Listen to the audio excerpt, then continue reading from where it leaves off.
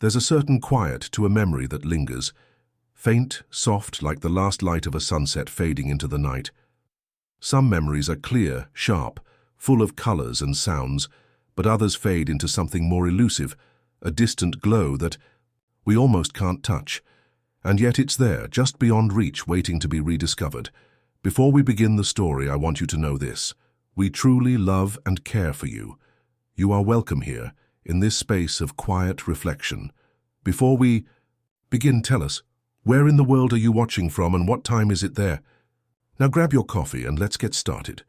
It was the summer of a year that could easily be forgotten, the kind of summer that passes without you even realizing it, until you look back, and it feels like a faded painting, its edges curling from the weight of time. In a small town hidden between rolling hills and sleepy meadows, there lived a boy who was nothing extraordinary, at least not to anyone who could see him with the eyes of the world. He was just another child in a village where everyone knew everyone's name, where the winds whispered the stories of generations past, and the stars twinkled as though they held secrets too delicate to be spoken aloud. His name was Eli. Eli was a quiet boy, not shy but reserved in the way that seemed to keep the world at arm's length. He had the kind of face that didn't ask for attention, a face that could disappear into the background if you weren't paying close attention. Yet, if you did look, really look, you'd see the flicker in his eyes, the curious tilt of his head when something caught his attention, the way he moved through the world like someone just a little bit out of sync with it. It wasn't a lack of connection exactly.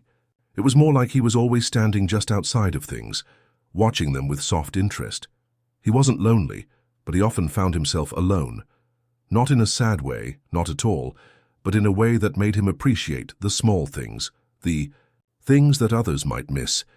A half-smile that lingered on the lips of an old man passing by, the way the moonlight hit the fields at dawn, casting long shadows that danced in the breeze, the sound of the river running over smooth stones, the sound of the world quietly moving on. As a child, Eli had never questioned this distance, this sense of being a little bit apart. He was content to observe, to sit in the quiet spaces where the world seemed to stop and let him breathe in its stillness. But, like all things, there was something waiting, just beneath the surface. A soft call, a whisper that Eli couldn't quite hear but could always feel, tugging at the edges of his thoughts.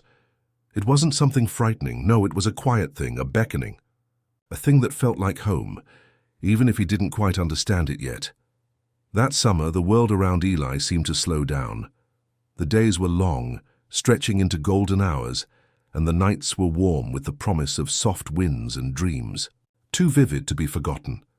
It was during these hours, when the air hung heavy with the scent of jasmine and fresh grass, that Eli would often find himself by the river's edge. He would sit there, his legs dangling over the water, watching the gentle current swirl around the rocks. He didn't know why he went there, only that he felt something pull him back to that same spot each day. It was as though the river itself had secrets to tell him, whispered from far-off places, from somewhere deep inside of him, waiting to be uncovered. One evening, as the sun began to dip behind the hills and the sky was painted in hues of lavender and peach, something changed. It was subtle at first, a ripple in the air, a soft shifting of the ground beneath his feet. Eli didn't understand it, but he felt it. It was as though the river had suddenly become more alive, as though it had a rhythm that matched his heartbeat. He felt drawn in, closer, until he stood at the very edge, his toes brushing the water's surface, and that's when it happened. A whisper, faint at first, but growing clearer, reached him. It wasn't a voice, not exactly. It was more like the feeling of a voice, like the sound of wind brushing through the trees, but somehow louder, closer. It was a sound that only Eli could hear, as though it had been waiting for him, calling to him in the language of the earth itself. He leaned closer, to the water, almost hypnotized by its shimmer, its pull. The whisper grew louder, a soft murmur of words he couldn't quite catch, but he understood them anyway. Not in the way one understands language, but in the way one understands the heartbeat of a place, the rhythm of a moment in time. "Come closer," the river seemed to say. Eli didn't question it. He stepped forward, his feet slipping into the cool water, and as he did, the world around him seemed to change. The colors of the sky deepened, the stars began to blink into view, and the sounds of the night grew quiet, as though the world itself had fallen into a peaceful silence, waiting. And in that silence, Eli felt something stir inside him. Something ancient, something that had always been there, just waiting for him to notice, a sense of belonging, a sense of connection. The river had given him something that could not be taken away. It had whispered a truth to him, one that he would carry with him for the rest of his life. There was more to this world than what could be seen, more than what could be understood. And Eli, with his quiet heart, was meant to uncover it. As he stood there, the river lapping gently at his feet, he knew that the summer would never truly end. The river, the stars, the whispers of the wind, they had marked him. He wasn't alone. Not anymore. And so the story began, slowly, gently, like a soft breeze rolling in from the horizon, carrying with it promises of things yet to be discovered. As the days continued to stretch lazily into each other, Eli couldn't shake the feeling that something had changed within him.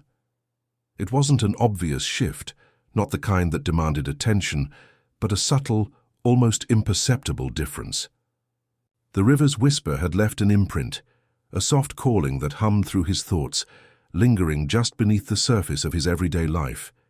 He didn't speak of it to anyone, not even to the old woman who ran the bakery, whose wrinkled hands had passed him bread on more than one morning. In their small town, it wasn't the kind of thing one mentioned casually. People didn't talk about whispers from rivers or the strange pulse of the earth beneath their feet. Such things were kept to oneself, nestled quietly inside, like hidden treasures waiting to be discovered in time. Eli found himself returning to the river each evening, as though drawn by something unseen. His feet would trace the familiar path, along the field, past the wildflowers that bloomed only in the late hours, their petals opening with the moon's rise. The path was always the same, yet somehow it felt different now, as though the land itself was welcoming him home. The tall grasses swayed in rhythm with his every step, the wind brushing against his skin like a soft hand guiding him. When he reached the water's edge, he would sit there watching the way the current wound its way through the rocks, its path meandering and uncertain, much like the journey he had begun to feel inside himself. He didn't understand it, not fully, but he knew the river had something to teach him. He knew it would reveal its secrets, but only in its own time.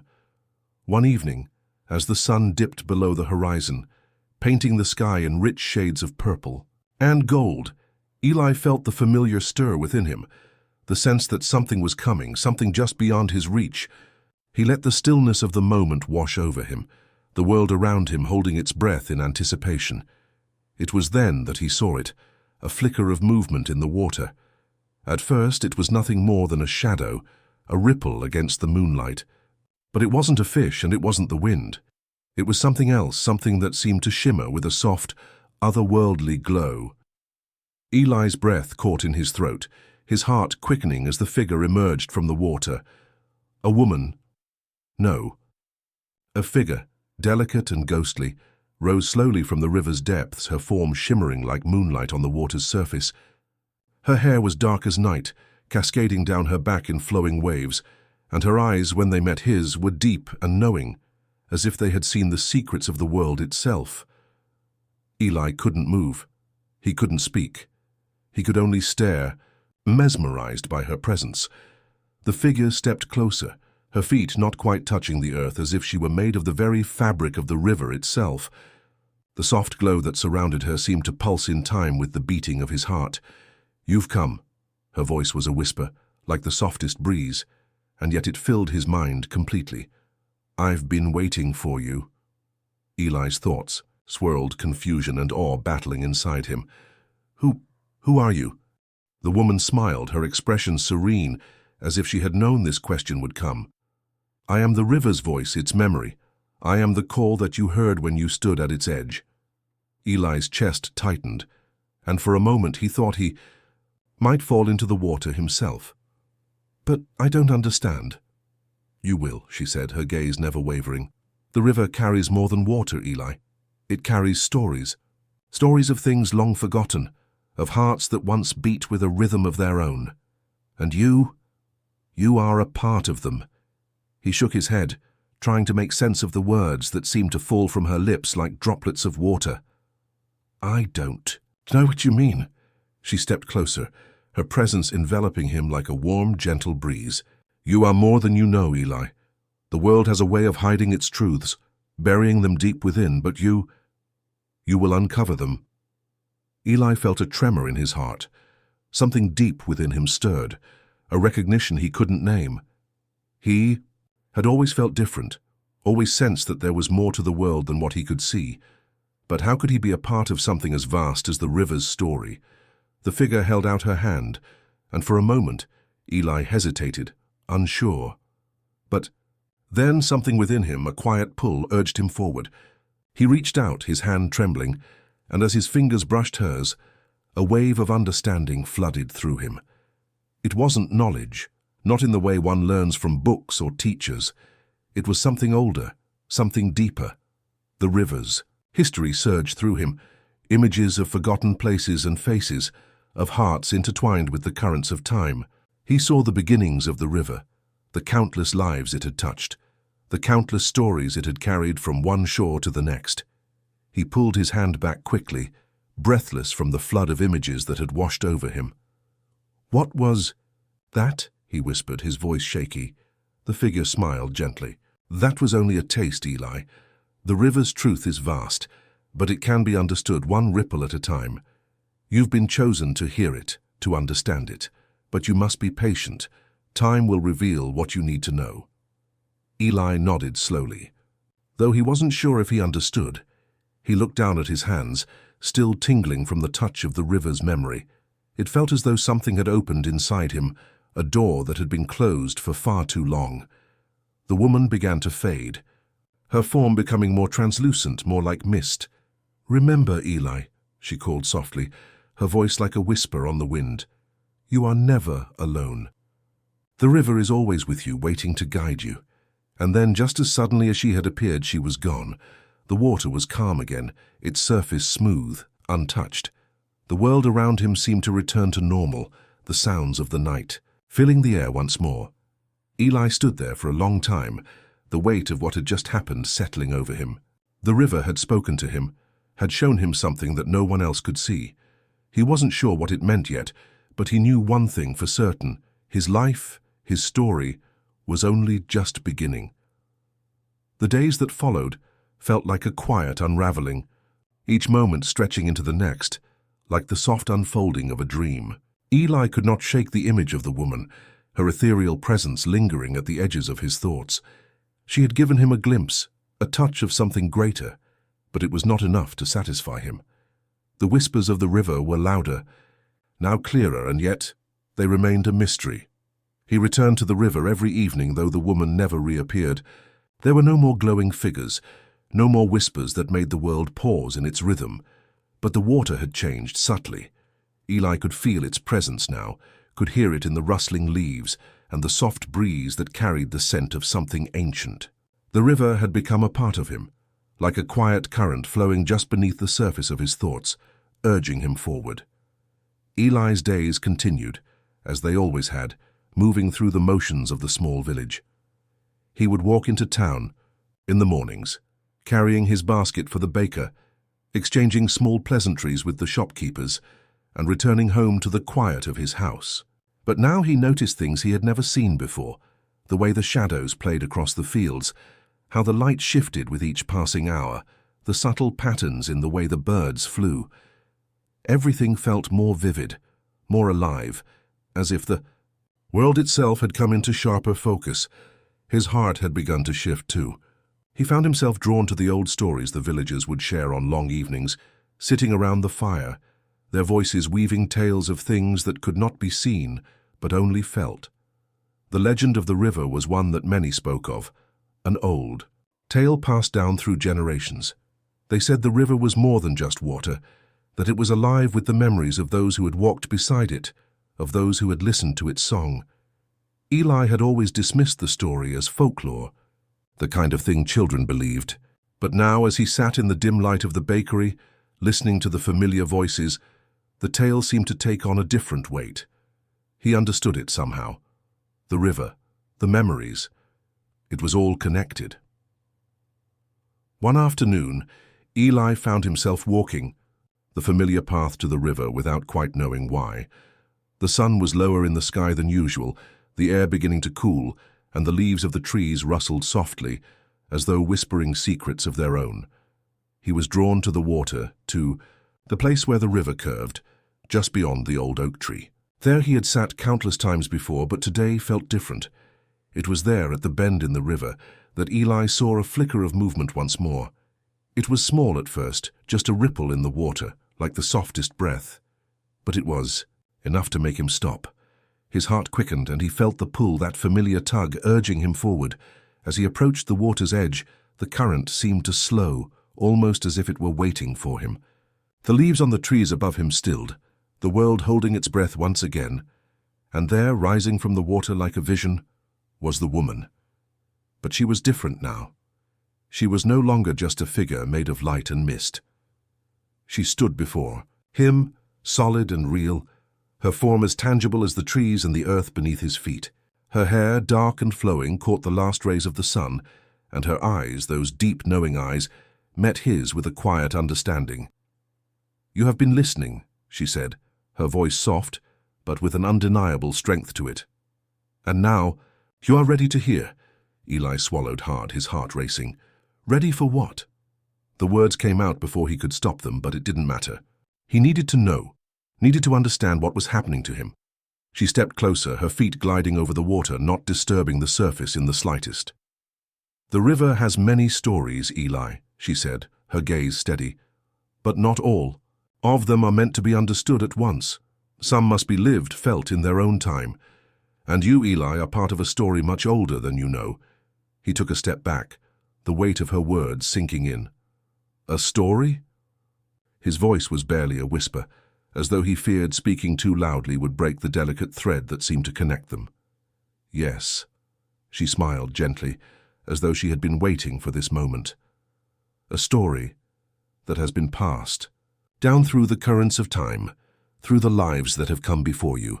It is a story of belonging, of purpose, and of the choices that will shape the world you know." Eli's mind raced, but his body felt rooted to the spot. "What do I have to do with this story? I'm just a boy from this village." The woman's eyes softened and she shook her head. "You are not just anything, Eli. You are the one who will listen, the one who will understand when the time comes. You have always felt it, haven't you? The pull, the quiet stirrings of something greater." He didn't know what to say. He had always felt different, always known there was something more to the world than the village and the everyday things. But could he really be part of some ancient story? Could he, a boy with nothing special about him, truly have a purpose in something so vast? "Do not doubt yourself," she said, as though reading his thoughts. "The river does not choose its vessels lightly. It calls to those who are ready, those who have the heart to understand. And you, Eli, have always been listening." Her words settled deep into him, like seeds falling into fertile soil ready to grow. Eli's chest tightened as the river's song seemed to fill his very being. It was soft, haunting, like a lullaby from long ago, one he had forgotten but could feel in his bones. And as he stood there, the world around him seemed to fall away, leaving only the woman and the river, their quiet wisdom waiting to be understood. The sun dipped below the horizon, casting the river in shades of gold and silver, and for the first time Eli felt as though he truly saw it, the river, the land, and all the stories they held. And so, as the night descended, Eli knew one thing for certain. His journey was just beginning. The river had called him, and it would not let him go. The nights grew longer as the autumn approached, and with it the pull of the river seemed to deepen. Eli's days continued in their quiet rhythm. Small tasks, brief encounters, the soft rustle of leaves in the village. Air, but nothing felt the same. Each evening he found himself walking the familiar path to the river, with a growing sense of urgency, as though the very earth beneath his feet was calling him home. The river had not spoken to him again, but its presence lingered, just out of reach, like a melody that danced on the edge of his thoughts. The woman had disappeared as suddenly as she had appeared, leaving only a soft echo in the air, a sense of purpose that seemed both distant and inevitable. The village continued as it always had, busy in its own quiet way. But Eli felt a rift between the life he was living and the one that was slowly unfolding before him. He found himself drawn to the outskirts of town more often, sitting by the river, listening, waiting. He had come to understand that the world was far more complicated than it had ever seemed before. The people around him, the life he had always known, it all felt like a thin layer over something vast and unknowable. One evening, as the sun set low behind the hills, casting long shadows over the fields, Eli walked to the river's edge. The air was crisp, a whisper of winter curling at the edges of the breeze, and the sky was painted in soft hues of lavender and rose. He had come to expect something. He didn't know what, but there was a feeling in the air tonight that was different. The river seemed to be waiting for him, its surface still and calm, almost unnervingly so. He sat by the bank, his feet dipping just above the water, and closed his eyes. He wasn't sure what he was waiting for, only that it felt necessary, as if some part of him had always known this moment would come. There were no sounds at first, only the soft whisper of the wind, the rustling of the grass. And then, just as he had begun to think that perhaps nothing would happen, the familiar whisper returned. It was gentle at first, like the softest murmur carried on the breeze. It wasn't a voice, exactly, but more of a presence, a feeling. That wrapped around him, comforting and mysterious all at once. Eli's heart quickened and he opened his eyes. The air seemed to shimmer around him, the river's surface rippling in a way that felt almost intentional. The moon had risen higher, casting a silvery glow over the water, and for a brief moment it seemed as though the river itself was alive, breathing in time with him. And then, out of the stillness, the woman appeared once more. But this time, she was different. There was no glow, no ethereal mist. She was simply a figure standing at the water's edge, her presence as solid as the earth beneath Eli's feet. She looked at him with the same quiet understanding, as though she had been waiting for him all along. Her dark hair, now slightly windswept, framed her face, and her eyes, those deep knowing eyes, held an expression that was almost sorrowful, yet filled with quiet hope. "You've come again," she said softly, her voice steady, as if they had spoken like this countless times before. Eli didn't answer at first. He simply watched her, feeling the weight of her gaze on him, as though she could see into him, into the spaces he had never shown anyone. "I don't understand," he whispered, his voice barely audible in the stillness of the night. "What am I supposed to do?" The woman's expression softened. She took a step closer, her feet barely disturbing the surface of the water.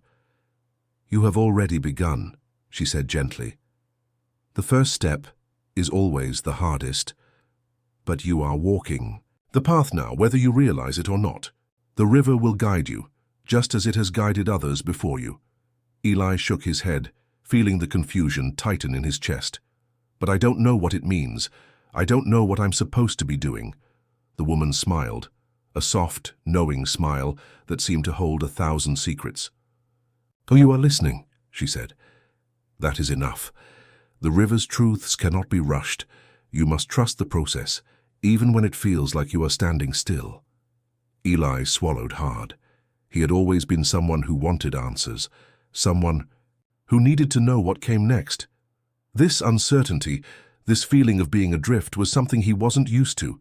But there was something about the way the woman spoke, the calmness in her voice, that made him feel like maybe, just maybe, he didn't need to understand everything right away. "Are you a part of the river?" he asked, his voice trembling slightly. It was the question that had been swirling in his mind since the first time she appeared, but he hadn't known how to ask it until now. The woman nodded, her gaze never leaving his. "Yes," she said, "the river is a part of me just as I am a part of it. It is both a guide and a teacher, holding the stories of those who have come before and those who will come after. It flows with time, with memory, with the pulse of the earth itself. And you, Eli, are a part of that flow." Eli's heart thudded in his chest, the weight of her words settling over him. "But how can I be part of something so vast?" I'm just a boy from a small village." The woman's eyes softened and she stepped closer, her presence filling the space between them. "You are not just a boy, Eli," she said, her voice gentle but firm. "You are part of something much greater than you can understand right now. And in time you will see it. You will understand your place in this story." Eli wanted to ask more, to push for clarity, but the woman raised her hand, silencing him. "Patience," she said softly. "The river's truths are not meant to be rushed. It will all come to you in time." And with that she began to fade, her form dissolving into the night, leaving only the river and the soft rustling of the wind. Eli sat there for a long time, the weight of her words settling into his bones like the cool air around him. The river, he understood now, was more than just water. It was memory, it was history, it was a part of everything. And somehow, in some way, it had chosen him. As he stood to leave, the moonlight danced on the water's surface, and for the first time, Eli felt like he was not walking alone. The journey had only just begun, and though he didn't know what lay ahead, he knew one thing for sure: he was ready to listen. The days following that evening by the river passed in a haze, a soft blur of quiet reflection and the weight of questions Eli hadn't yet found the answers to. Each morning he woke as he always had, quiet, uneventful. But there was something beneath the surface, something he could no longer ignore. It was as if the very air had shifted, charged with an energy he didn't fully understand. The village felt smaller somehow, more distant, as though he were on the edge of something vast, something unseen, waiting to be discovered. The pull of the river was stronger now, and though he tried to focus on the routines of his day, his work at the bakery, his conversations with the villagers, his thoughts always returned to that place. Every evening, without fail, he found himself walking toward it, drawn by a quiet but persistent force. The river had become a companion, its song a constant murmur in the background of his life. And though he still couldn't see the full picture, he could feel that it was all leading him somewhere. On the sixth evening after his last encounter with the woman, Eli found himself standing at the river's edge again. The sky above was darkening, the last light of the day fading into soft blues and purples. The wind had shifted, carrying with it the scent of earth and something else, something sweet, like the first bloom of spring after a long, cold winter. The river, though calm on the surface, seemed to pulse with a quiet rhythm. Eli could feel it in his chest, a beat that resonated deep within him. It was as though the water itself was alive, breathing, waiting for something, or someone. He sat down, on the familiar rock at the river's edge, his feet dipping just above the water, and closed his eyes. There was no sound at first, just the gentle rush of the current, the whisper of leaves in the trees. But soon the familiar presence came again, like a soft breath against his skin, urging him to listen. The river had always whispered, but this time the message was different. It was clearer, more urgent, as if the river itself had something it needed to say. Eli leaned forward, his heart quickening as the air seemed to grow heavier around him. The sound of the water was louder now, filling his ears with a soft roar, a song that seemed to call to him, drawing him closer. And then he heard it, a voice, distant yet close, carrying across the water. It was soft at first, like the murmur of the wind, but it grew clearer as the moments stretched on. "Eli," it called, gentle but insistent. "Eli, come." He stood up, his breath catching in his throat. The river was speaking to him again, but this time it was not the woman's voice. No, this was something different, something older. The air crackled with energy, the river's song growing louder, more intense, until Eli felt as though the very ground beneath him was vibrating with it. "Come," the voice whispered again, this time more urgently. "Come and see." Eli didn't hesitate. Without thinking, he stepped forward, his feet sinking into the cool water, the current tugging at him as though it were inviting him in. The world around him seemed to shift as he walked deeper, the sound of the river fading into a soft hum, replaced by something else, a feeling, a presence, something ancient and timeless. He stepped forward, his feet now fully submerged in the river's cool embrace, and as he did, the world seemed to fall away. The sky above dimmed, the stars blinking into existence as though they were waking up. The trees, the fields, the village, all of it seemed to fade into the background, leaving only the river and the pull that tugged at his very soul. The current was stronger now, swirling around his legs, urging him forward. And then, as though the river had opened its mouth and spoken directly to him, he saw it. Something in the water, something that had been hidden from him until now. The river's surface parted, like a veil being drawn back, revealing a path beneath the water. It was narrow at first, just a faint hint of something below the surface, but as Eli stepped further into the water, it widened, stretching out before him like a bridge leading into the depths. His heart pounded in his chest as he stepped onto the path, his feet gliding over the smooth stones beneath the water. The current no longer tugged at him. Instead, it seemed to guide him, as though the river itself was showing him the way. He walked further, the water rising just above his knees, the coolness of it sending shivers through his body. The world around him grew darker as he walked, but the path ahead was illuminated by a soft, golden glow, a light that seemed to come from the river itself. It was beautiful, otherworldly, as though he were walking in a dream, caught between two worlds, one that he had always known, and one that was just beginning to reveal itself to him. As he moved further down the path, the air grew thick with the scent of something sweet, like flowers in full bloom, and he could hear the soft rustling of leaves in the distance. It was a sound he recognized, but it felt different now, as though the earth itself was singing to him, its voice harmonizing with the river's song. And then, as he reached the end of the path, he stopped. Before him, the river opened up into a small, quiet pool. The water was still, its surface reflecting the stars above in perfect clarity, like a mirror of the night sky. In the center of the pool stood a stone, smooth and worn, rising out of the water like a pedestal. And on the stone, sitting in quiet stillness, was a figure he recognized. The woman, but she was not as she had been before. She was seated on the stone, her eyes closed, her expression peaceful as though she had been waiting for him all along. The soft glow from the water seemed to wrap around her, giving her an ethereal, timeless quality. She looked at him, and for the first time Eli saw the full depth of her eyes, eyes that held all the secrets of the world, all the stories the river had ever known. "You have come," she said softly, her voice carrying across the water. "You have found the path." Eli took a deep breath, his heart racing. "What is this place?" he whispered, his voice barely audible. "This," she said, "is the heart of the river.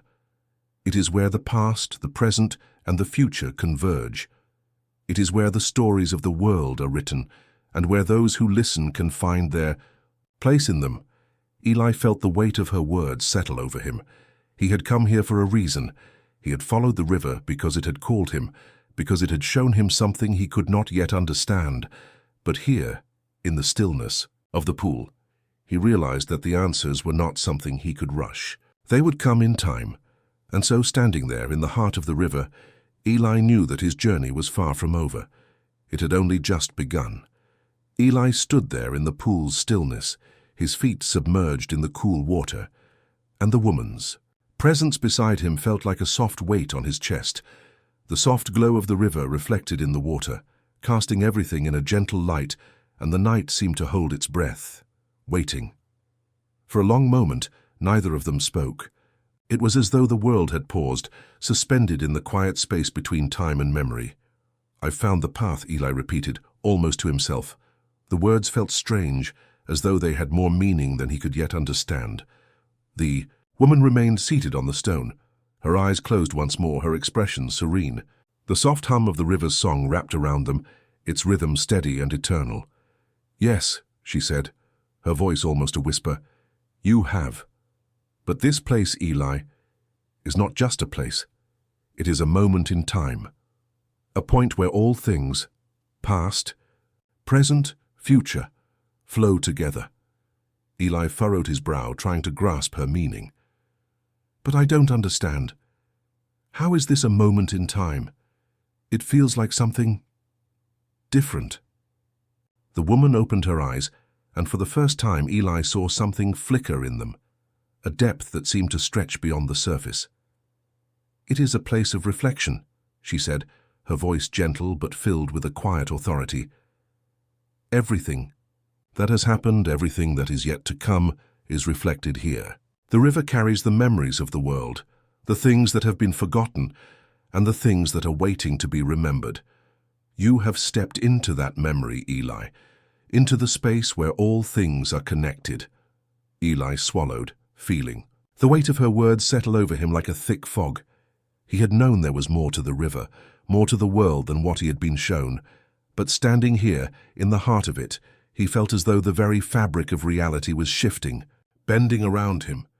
The world he had known, his village, his quiet days, seemed so small in comparison to what lay before him now. "What am I supposed to do?" he asked, his voice barely a whisper.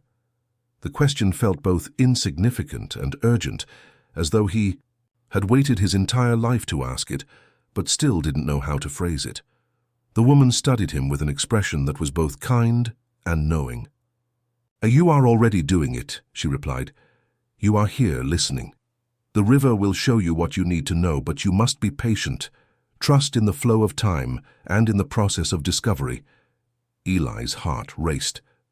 "But what if I can't understand it? What if I'm not meant to?" The woman smiled, a soft curve of her lips. "Everyone who comes here feels that way at first. But it is not for you to understand all at once. You must let the river carry you, step by step. You will find your place in the story, in time." The silence that followed felt heavy, filled with possibilities Eli couldn't yet see. He looked down at the water beneath his feet, watching the gentle ripples spread across its surface, the moonlight catching each wave as it passed. There was a rhythm to it, a quiet, constant pulse that seemed to mirror the rhythm in his chest. And as he stood there, he realized that the river was not only teaching him about the world, it was teaching him about himself. He didn't know how. Long he had stood there, caught in the stillness when the woman spoke again. "You are ready to see more," she said softly, and there was something in her voice that made Eli's heart skip a beat. "More?" he echoed. His voice seemed distant, as though he were still trying to wake from a dream, but he couldn't shake the feeling that something was about to change. "Yes," she said. "The river holds many truths, but not all of them are easily understood." You have felt the pull, Eli, the sense that there is something greater than what you see with your eyes. But there is more to the river than memory. It holds the answers to questions you haven't yet thought to ask. Eli stepped closer to her, his mind racing. "What kind of answers?" She tilted her head slightly, considering him with that same knowing look. "The answers to who you are," she said, "and why you are here." Eli blinked, his mind struggling to keep up with her words. "But I already know who I am.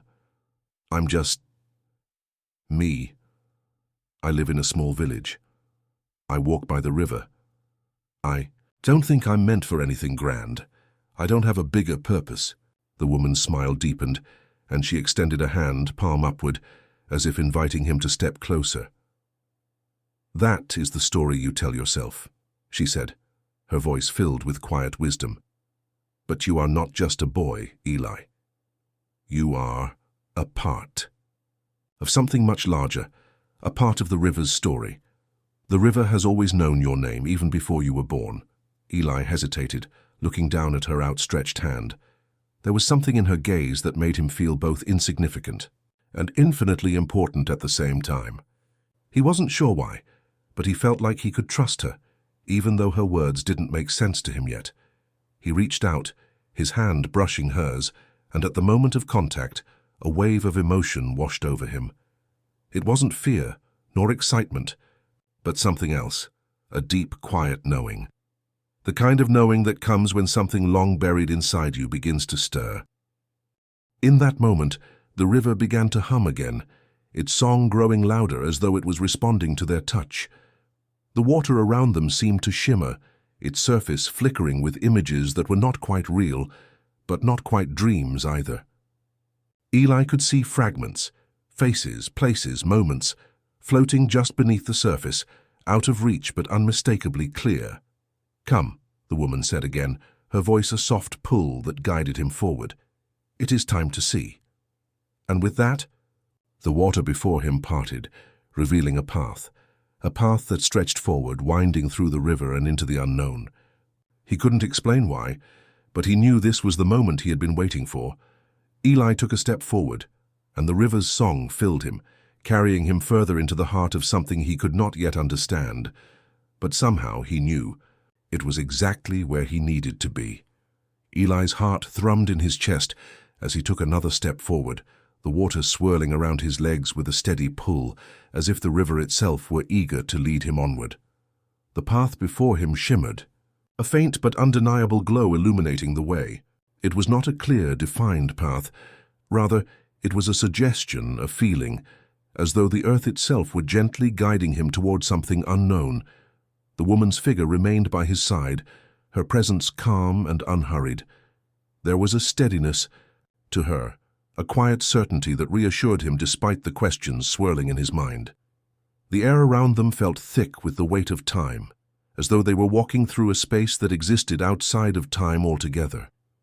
Eli could feel it, this strange shift in the world around him, a place where the boundaries between past, present, and future seemed to blur. As they moved deeper, the water grew colder, the ripples in the current quieter, almost like a whispering invitation. The stones beneath his feet felt smoother now, worn by centuries of flowing water, their surfaces glistening faintly under the touch of the river. Each step he took felt like a small unraveling, the mystery unfolding slowly, piece by piece. "You felt the pull, Eli," the woman said, her voice a soft murmur that seemed to carry effortlessly through the air. "The river has always known you would come. The current, the tide, it all moves in ways we can't always understand. But the river moves with purpose, just as you do." Eli didn't speak at first. He was too caught in the rhythm of the journey, too aware of how everything around him seemed to pulse with life, as if the world was gently but relentlessly pushing him forward. The woman's words settled into his chest like a quiet breath. He had always known something was missing in his life, something just beyond his reach. But now, as he walked this strange path, he felt the pull of it more acutely than ever. "What is it that the river wants me to see?" he finally asked, the question spilling from his lips with an urgency he hadn't anticipated. His voice echoed softly in the stillness, lost in the vastness of the river's song. The woman turned her gaze toward him, her expression unreadable yet somehow comforting. "The river doesn't want you to see something, Eli," she said, her words drifting into the space between them. "It wants you to feel it, to understand it, in the way that the earth understands itself. The river doesn't speak in the same way people do, but its voice is always clear to those who are willing to listen." Eli glanced down at the water, watching the way the surface shimmered, almost as if it were alive, breathing with a quiet rhythm. The reflections of the stars above danced on its surface, but it was more than that, more than just a mirror to the sky. It was as though the water itself was holding something he couldn't quite grasp, something that was just beyond his reach. He took another step, his feet pressing deeper into the current, feeling the water pull around him, tugging him forward as though it had become a part of him. It wasn't a struggle to keep moving. It was as though the river had already accepted him as one of its own. Every step felt like it was moving him closer to something waiting for him just around the bend. For the first time, Eli wasn't sure if the path ahead was real or if it was just a reflection of something he had always carried within himself, a feeling of being on the edge of understanding, of finally being where he was meant to be. They walked for what felt like hours, the water steadily rising until it reached his waist, then his chest. But he didn't mind.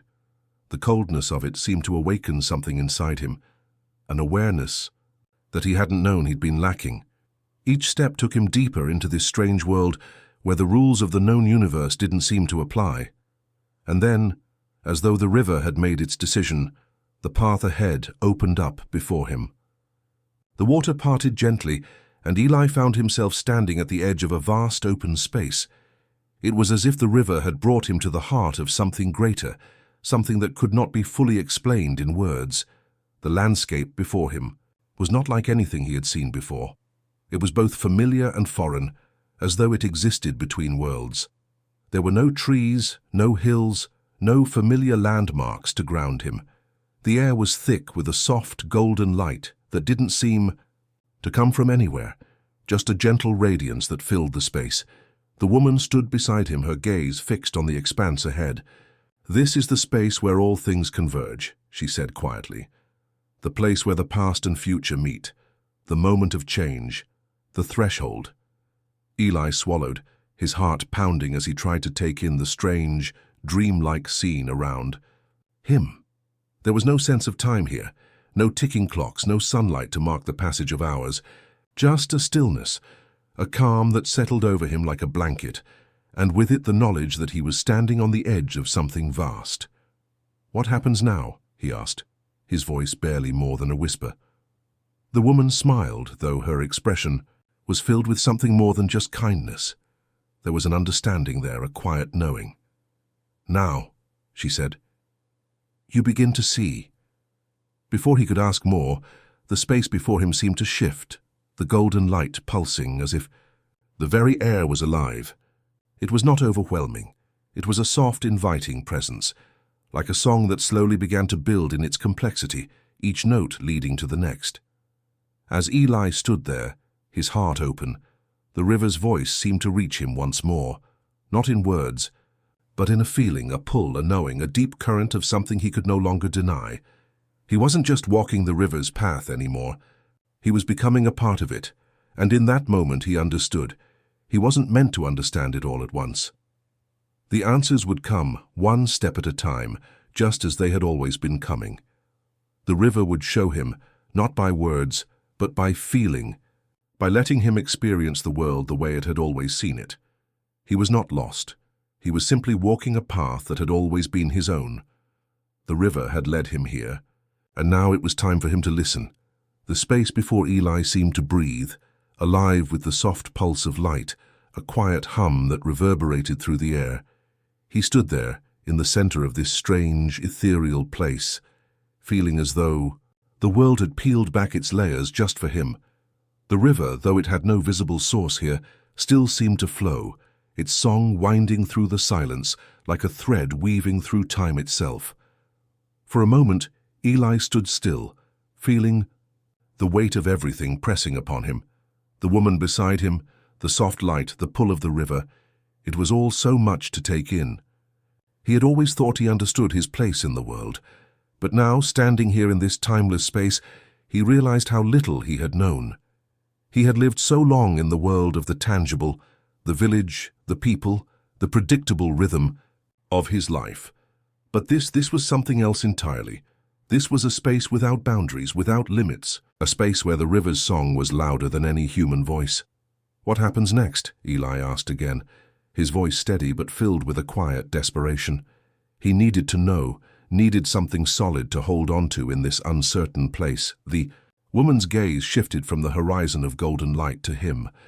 "You have already begun, Eli," she said, her voice soft but filled with the weight of an understanding he was just beginning to grasp. "The path will reveal itself to you, but you must be willing to follow it. You are a part of the river now. Its current is inside you, as it is in all things. You will feel it, as you felt it when you first heard its call. The answers are not far. They are with you already." The words settled in his chest like a breath he hadn't known he was holding. He looked down at the water beneath his feet again. The golden glow flickered, and for a brief moment he thought he saw something. Movement beneath the surface, faint ripples traveling outward from an unseen center. It was subtle at first, like a soft brush against the fabric of the world, but it was enough to pull his attention fully to the water.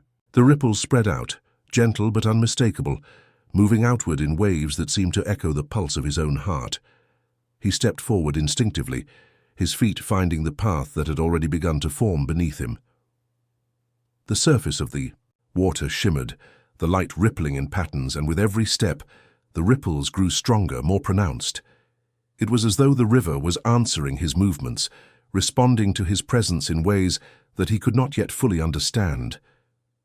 He wasn't sure where the path would lead, but something deep within him told him it didn't matter. The river wasn't asking him to know all of it at once.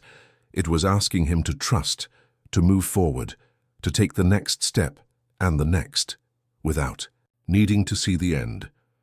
As he walked, the woman remained beside him, her quiet presence a steadying force in this strange place. He could feel the weight of her eyes on him, not judging but simply watching, waiting. There was no hurry, no pressure. The river was not rushing him. The world around him was unfolding, piece by piece, as it always had, but now he was aware of it in a way he never had been before. The path he walked on grew clearer as he moved forward. The surface of the water shifted with every step, revealing glimpses of images beneath it. Fragments of memories, like old photographs washed ashore, their edges frayed and worn. He saw faces, blurred and indistinct, and places he did not recognize, yet felt strangely familiar. There were moments, flickers of time that seemed to pass before him like distant echoes, memories of a world he had never known, but one that felt as though it was a part of him. He reached out instinctively, his fingers brushing against the water's surface. As soon as he made contact, the images grew sharper, more vivid. He saw a figure standing on the edge of the river, a person he didn't know but somehow recognized, watching the water with the same quiet intensity that he had felt since first hearing the river's call. There was a look of understanding on their face, an acceptance of the unknown, as if they had known this moment would come. The images flickered away as quickly as they had appeared, leaving him standing still in the soft glow of the river. He wasn't sure what he had seen or why, but it left him with a sense of connection, a sense of being part of something larger than himself. "You saw it, didn't you?" The woman's voice was soft, but there was a note of recognition in it. The river carries the memories of all who listen to it. It shows you what you need to see, not in words but in images, in moments that live just beneath the surface of things. These are the stories, the threads that bind all things together. The river's song is the song of time itself. Eli nodded, though he didn't quite understand it all. He wasn't sure what he had seen or why it had come to him now. But there was something in the woman's voice, something in the way she spoke, that made him feel that it was important, that it was leading him somewhere he had always been meant to go. They continued walking, the ripples in the Tue, water growing stronger with each step. The path ahead was beginning to feel more solid beneath his feet, the water no longer pulling at him but guiding him, as though it had been waiting for him to take this journey all along. And then, as the light around him grew brighter, the woman stopped and turned to face him, her gaze soft but firm. "For you have come far, Eli," she said, her voice full of quiet encouragement. "But there is more waiting for you. The path you walk now is only the beginning. What you choose to do with it, what you choose to understand, will shape the world. That is yet to come." Eli took a deep breath, feeling the weight of her words settle over him. The path ahead was still uncertain, but now, for the first time, he felt a strange sense of peace in that uncertainty. The river was guiding him, and though he didn't know where it would lead, he knew that he was ready to follow. The ripples beneath the surface continued to spread outward, the water's song filling the air with a steady rhythm, a heartbeat. That matched his own. And as Eli moved forward, he knew that the answers would come step by step, as long as he was willing to listen. The golden light that surrounded them began to shift, deepening into richer hues of amber and gold, casting elongated shadows that stretched across the water like the fingers of a distant memory. The air, once still, began to stir with the faintest whisper of a breeze, carrying with it the scent of something ancient, like the earth itself had exhaled a secret long held. Eli stood at the edge of this strange world, his feet firmly planted, on the soft wet stone beneath the water, feeling the pulse of the river resonate through him. Each step forward felt like he was diving deeper into something greater than himself, into a story that had always been there, waiting for him to notice. The woman beside him did not speak at first. She simply stood, watching him with that same patient, knowing gaze.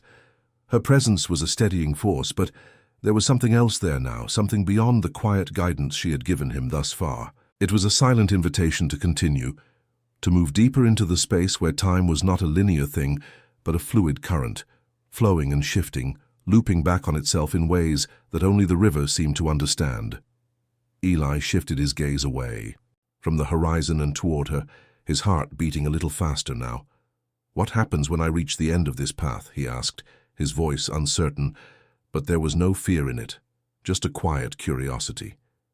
She turned her head slightly, the faintest smile touching her lips. "There is no end, Eli," she said softly. "The river does not end. It only changes, it only flows forward, moving through every moment of time. What you are walking toward is not the end, but the beginning of something new." Eli thought about her. Words as he took another step forward, the water now rising just above his waist, its coolness comforting in the quiet of the evening.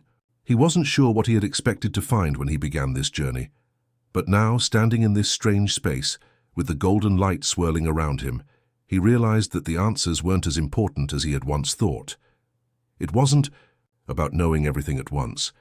It was about walking through the unknown, trusting that each step would bring him closer to what he needed to understand. The water shifted again beneath his feet, a soft ripple spreading outward as if the current itself were responding to his thoughts. He looked down at the shimmering surface, and for a moment he thought he saw something hidden beneath the water, something he couldn't quite grasp. "Do you see it?" the woman asked, her voice gentle, urging him to look closer. Eli leaned down slightly, his fingers brushing the water's surface, and the moment his skin made contact, the water seemed to come alive. The ripples spread further, the surface of the river shifting like a veil being pulled back. Beneath the water, something began to emerge, first slowly, like a shadow, and then with increasing clarity. It was a figure that seemed familiar, yet distant. Eli's heart skipped a beat as he saw the outline of a person standing just beneath the water's surface, their form barely distinguishable from the currents that swirled around them. It was hard to focus on them, as though their presence was too subtle, too fragile to be fully seen, but the face, he recognized it. It was him, his own face, but not quite the same. The figure beneath the water was older, worn with time, yet there was a softness to the expression that Eli had never seen on his own face. The eyes, his eyes, stared back at him, and for a brief moment it felt as though the figure was looking into his very soul. The same quiet, knowing gaze he had seen in the woman's eyes. Eli's breath caught in his throat, and he stepped back slightly, his mind reeling. Who is that?" he whispered, almost afraid to ask, though he knew the answer was somehow already within him. The woman stepped closer, her voice soft and steady. "That is you, Eli," she said, her gaze never leaving the figure in the water. "Not the boy you are now, but the person you will become. The river shows what is hidden beneath the surface, what lies within you, even if you cannot yet see it. The future is always moving, always shaping itself, but it is also shaped by the choices you make, by the path you walk." Eli stood there, watching the figure in the water. It felt as though time had paused, as though everything around him was holding its breath, waiting for him to make sense of what he had seen. The figure beneath the water was a part of him, a version of himself that hadn't yet existed but would, a version that had lived through the choices he was yet to make. It was a reflection of something he couldn't fully grasp, but something that was undeniably a part of him. The woman's voice broke through his thoughts. "You are more than you know, Eli. The river shows us all who we can be, who we have the potential to become. The person you see now is only one piece of the story. What happens next is yours to decide. You must choose the path forward, even when it is unclear." Eli swallowed hard, feeling the weight of her words settle deep within him. The river had always been more than just a body of water. It was a reflection of time, of choice, of destiny. The path he had walked had brought him to this point, but the next step, the next choice, was his alone to make. He glanced back down at the water, at the figure still staring back at him from beneath its surface. There was something comforting about it, something familiar in the way the figure watched him, as though it knew he would come, knew that this moment would arrive. Eli took a deep breath, steadying himself. He knew that whatever lay ahead, the river would be there to guide him. And for the first time he understood that the journey wasn't about finding all the answers at once. It was about trusting the flow, about moving forward with the certainty that each step would lead him exactly where he needed to go. Without another word, Eli turned and began to walk, The water now at his chest, the path ahead becoming clearer with each step. He could feel the pull of the river, its rhythm guiding him forward, and for the first time, he wasn't afraid. The future was waiting, and it was time for him to meet it. The ripples in the water continued to spread out, carrying with them the echoes of time, the whispers of the past, and the promise of what was yet to come. The path beneath Eli's feet seemed to stretch endlessly, the water now rising to his chest, the current still gentle yet persistent, as though the river were urging him forward with a quiet, invisible hand. The air around him shimmered with the golden light, the horizon no longer a distant line, but a soft, glowing presence that wrapped around him like a cocoon. The woman's figure, ever by his side, had begun to fade slightly into the background, her presence no less constant but more ethereal, like the wind itself, there but not entirely tangible. Eli's mind was still heavy with the image of his future self, that shadowy figure beneath the water. The reflection hadn't vanished, but instead lingered like a faint echo he couldn't shake off. The eyes, his eyes, had stayed with him, staring back through the surface of the river. There had been something in those eyes, something familiar, yet distant, as though the person in that reflection had known something he hadn't yet learned. But the future was not something to be feared, not anymore. He could feel it in the current, in the pull of each step he took. The river wasn't a place of confusion or dread, it was a place of knowing. It had shown him fragments, glimpses of what could be, but it was still his journey to decide. The river would only guide him, not dictate where he must go. As he continued forward, the landscape around him began to change subtly. The water became clearer, the soft gold fading into deeper shades of blue, as though the river itself was guiding him through layers of time. The air, too, shifted, the scent of the earth mingling with something faintly floral, as though the river was drawing him toward a place he had yet to understand. The feeling was overwhelming, but it was not fear. No, it was something deeper. It was a quiet curiosity, a knowing that something significant awaited him, just beyond the horizon of his thoughts. "Where are we going?" Eli asked, the question slipping out before he could stop himself. His voice was steady but curious, as though he had been holding the question for some time, but now the moment had arrived. The woman, still by his side, turned her gaze toward him, her expression unreadable yet serene.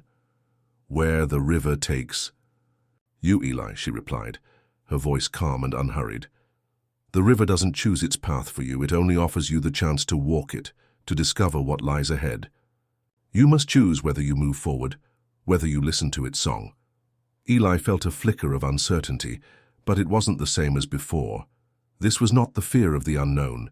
It was a gentle, almost comforting uncertainty, the kind that invited him to look deeper, to understand more. "How do I know where to go?" he asked again, his voice softer this time, as though the answer might be within him already, just waiting to be uncovered. The woman smiled, a small, knowing smile, and the gesture was enough to calm him. "You will know when the time comes," she said simply. "The river does not demand that you understand it all at once. It is a journey, Eli, and like all journeys, it must unfold in its own time. Just keep listening. The river will show you." Eli nodded, even though he wasn't sure how to listen or what he was supposed to hear. But there was something in her voice, something about the way she said it, that made him believe deep in his bones that she was right. He didn't have to know everything. The journey itself would lead him. All he had to do was keep walking, keep listening. The path ahead seemed to open wider now, the current growing stronger but still gentle, as if the river had already accepted him, guiding him with the rhythm of its flow. Eli felt the weight of the water around him, the steady pull of the current, but there was no fear, no hesitation. He had always feared the unknown, the future, but now standing here in the heart of the river, he realized that the unknown was not something to be feared. It was something to be embraced. Ahead of him the water began to swirl more rapidly, the once peaceful flow of the river now turning into something more urgent. The golden light above seemed to grow brighter, casting shadows that flickered and danced, as though the world itself was preparing for something. Eli's steps grew quicker, the current urging him forward, pulling him toward whatever lay ahead. And then, as he rounded a bend in the water, he saw it. A figure standing on the far shore, their back to him. The silhouette was familiar, though. Eli couldn't place it at first. The person stood tall, unmoving, facing the river as though waiting for something to happen. He took a cautious step forward, unsure of whether the figure would notice him. But as his foot landed on the water, the figure turned and Eli's breath caught in his chest. It was the same figure he had seen beneath the water, the one with his eyes. It was him, only older, standing there on the far shore, his gaze distant, yet knowing. The figure's expression was calm, like the river itself, and Eli felt a strange pull, a desire to cross the water and reach him, to ask the questions that had been building inside him. But as soon as the figure looked at him, their lips moved in a silent word, and the sound, though faint, reached Eli's ears, clear and sharp, despite the distance. Trust. The word echoed, in his mind filling him with a quiet certainty, and in that moment Eli understood. He didn't need to ask the questions. He didn't need to know what lay ahead. He needed only to trust, to keep walking, to trust the river's song and to trust himself. The figure turned again, stepping slowly into the water, the ripples spreading outward as they began to fade, into the distance, swallowed by the river's endless flow. Eli stood there for a moment, watching, feeling the weight of the moment settle in his chest. He knew what he had to do now. He wasn't walking alone, and he never had been. The river was his guide, but the choice had always been his. With a deep breath he turned, stepping forward again, the water pulling him onward. His heart was calm, steady as he walked into the unknown, trusting that the river would show him the way. The water beneath Eli's feet began to settle into a rhythm, its surface growing calmer with each step he took. The ripples from his movement faded faster now, as if the river had grown used to his presence, as though it had been waiting for him to understand the song it had been singing all along. The golden light from above softened, its warm glow wrapping around him like a comforting embrace, urging him onward.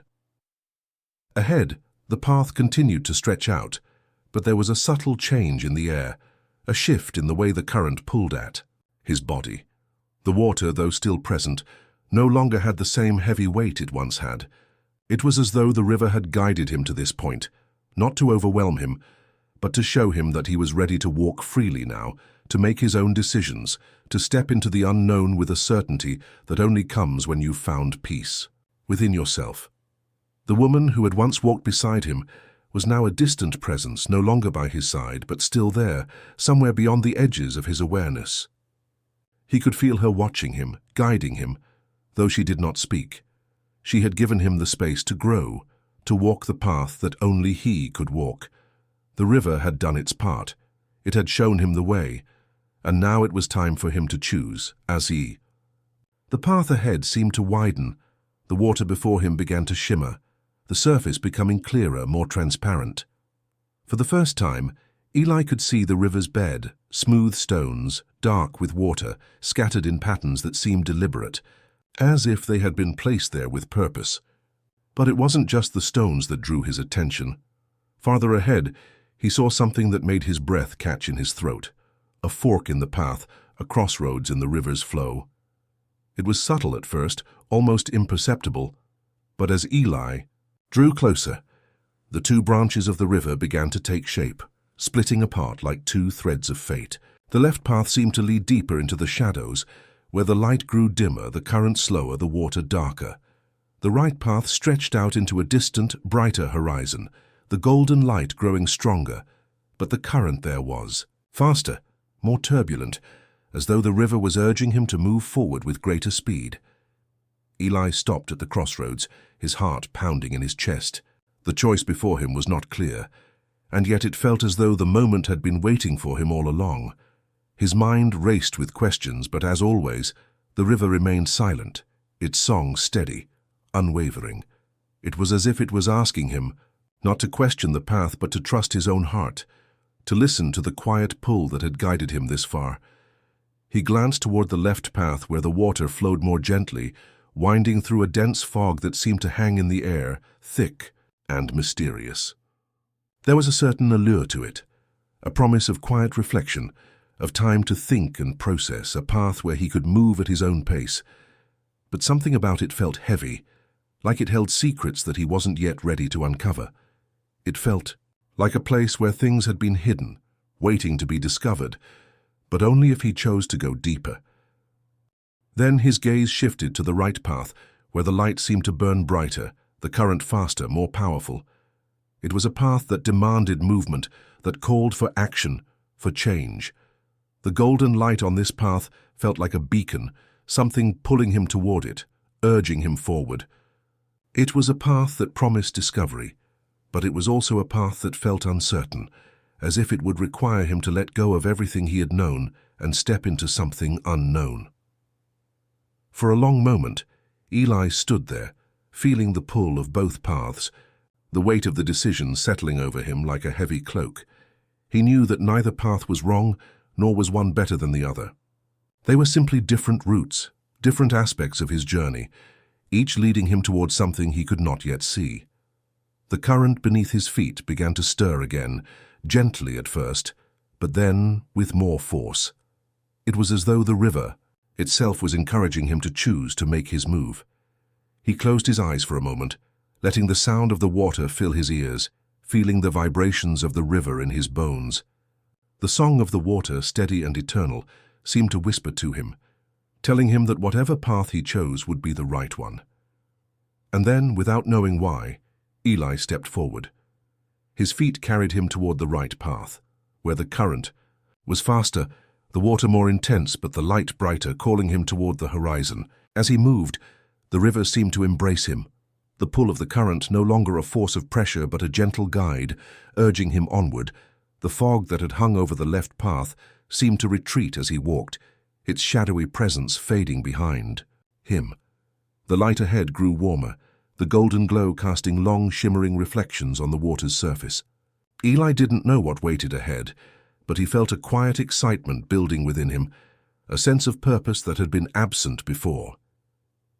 He didn't look back. The left path was still there, still an option, but it no longer called to him. The right path, the path of discovery, was where he felt his heart move toward, and that was enough for him to continue. As he walked, the water deepened, the current growing stronger, the light more intense, until the golden glow seemed to engulf him entirely. He felt the energy of the river coursing through him, a quiet, strength building with every step, urging him forward, reminding him that he was not walking alone. The journey was his, yes, but the river was still his guide.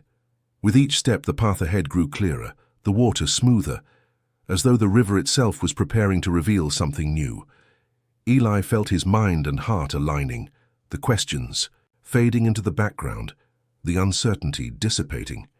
He didn't need to know everything, he just needed to trust the river, trust the pull, and keep moving forward. As the golden light intensified, Eli reached the crest of a small rise where the river's path curved once again. There at the top of the rise he stopped, his breath catching in his chest, and before him in the distance something new appeared, something he had not expected, but something that felt like the next step of his journey. Eli's heart beat, in time with the river, the rhythmic pull of the current, now a gentle but constant guide. The golden light around him had grown brighter, the warmth of it filling him with a quiet sense of anticipation. Each step he took felt more certain, more aligned with something deep within him, as though the path ahead was not just something to follow, but something he was meant to walk. The tension that had once gripped him had eased, and now all that remained was a quiet knowing. He was exactly where he was meant to be. The river's path seemed to stretch endlessly before him, winding gently through the landscape. But the world around him was changing, shifting in subtle ways. The once still, flat surface of the water now began to swirl, tiny eddies forming as the current grew slightly stronger, guiding him toward something unseen, something just beyond the horizon. As he continued, the golden light became more concentrated, glowing with an almost palpable intensity, casting long shadows that stretched across the water's surface. The air was thick with the scent of earth, of fresh rain, as though the very world around him was breathing in sync with his own heartbeat. It was then, as he approached a bend in the path, that he saw it, a structure, faintly visible through the growing mist. At first it appeared to be an illusion, the way something might look through a veil of rain or fog. But as Eli moved closer, the structure solidified, revealing itself as a towering archway made of stone, weathered with age but still strong, its surface worn smooth by the passage of time. The arch rose up from the river, its base partially submerged in the water, as though it were a bridge between worlds. It stood tall, an ancient marker, a threshold that beckoned him forward. The river's current seemed to slow as he drew near, the ripples fading into a soft, almost reverent stillness. Eli stopped in front of the archway, standing on the smooth stone of the riverbank, his eyes drawn to the arch's towering form. It felt like a doorway, not just to a new place, but to something deeper, something within himself.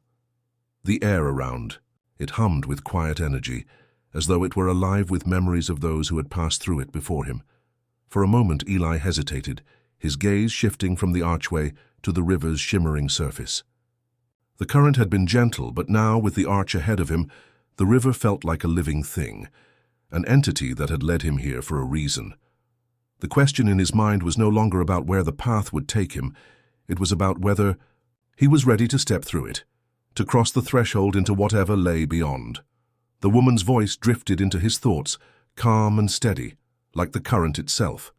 "This is the place where choices are made, Eli. You have walked the path of the river, and now you stand at the doorway to the next step of your journey. What you choose now will shape what comes next." Eli's breath caught in his chest as he turned toward the archway again. The mist that surrounded it seemed to pulse with an ancient energy, as though it had been waiting for him to reach this point, to come to terms with the decision that lay before him. There was no going back. This was a place of transition, a space between what had been and what was yet to come. His mind was still, the questions that had once plagued him now quiet, replaced with a deep sense of understanding. This was not a test, not a trial. This was an invitation. The archway didn't demand anything from him, it simply offered him a choice. Eli took a step toward the arch, the water lapping gently at his feet as he moved forward.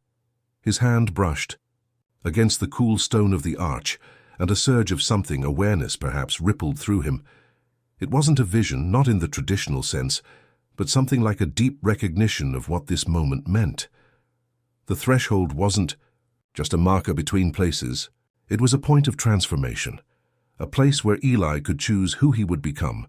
He stepped forward again, his feet moving without hesitation until the edge of the archway was before him.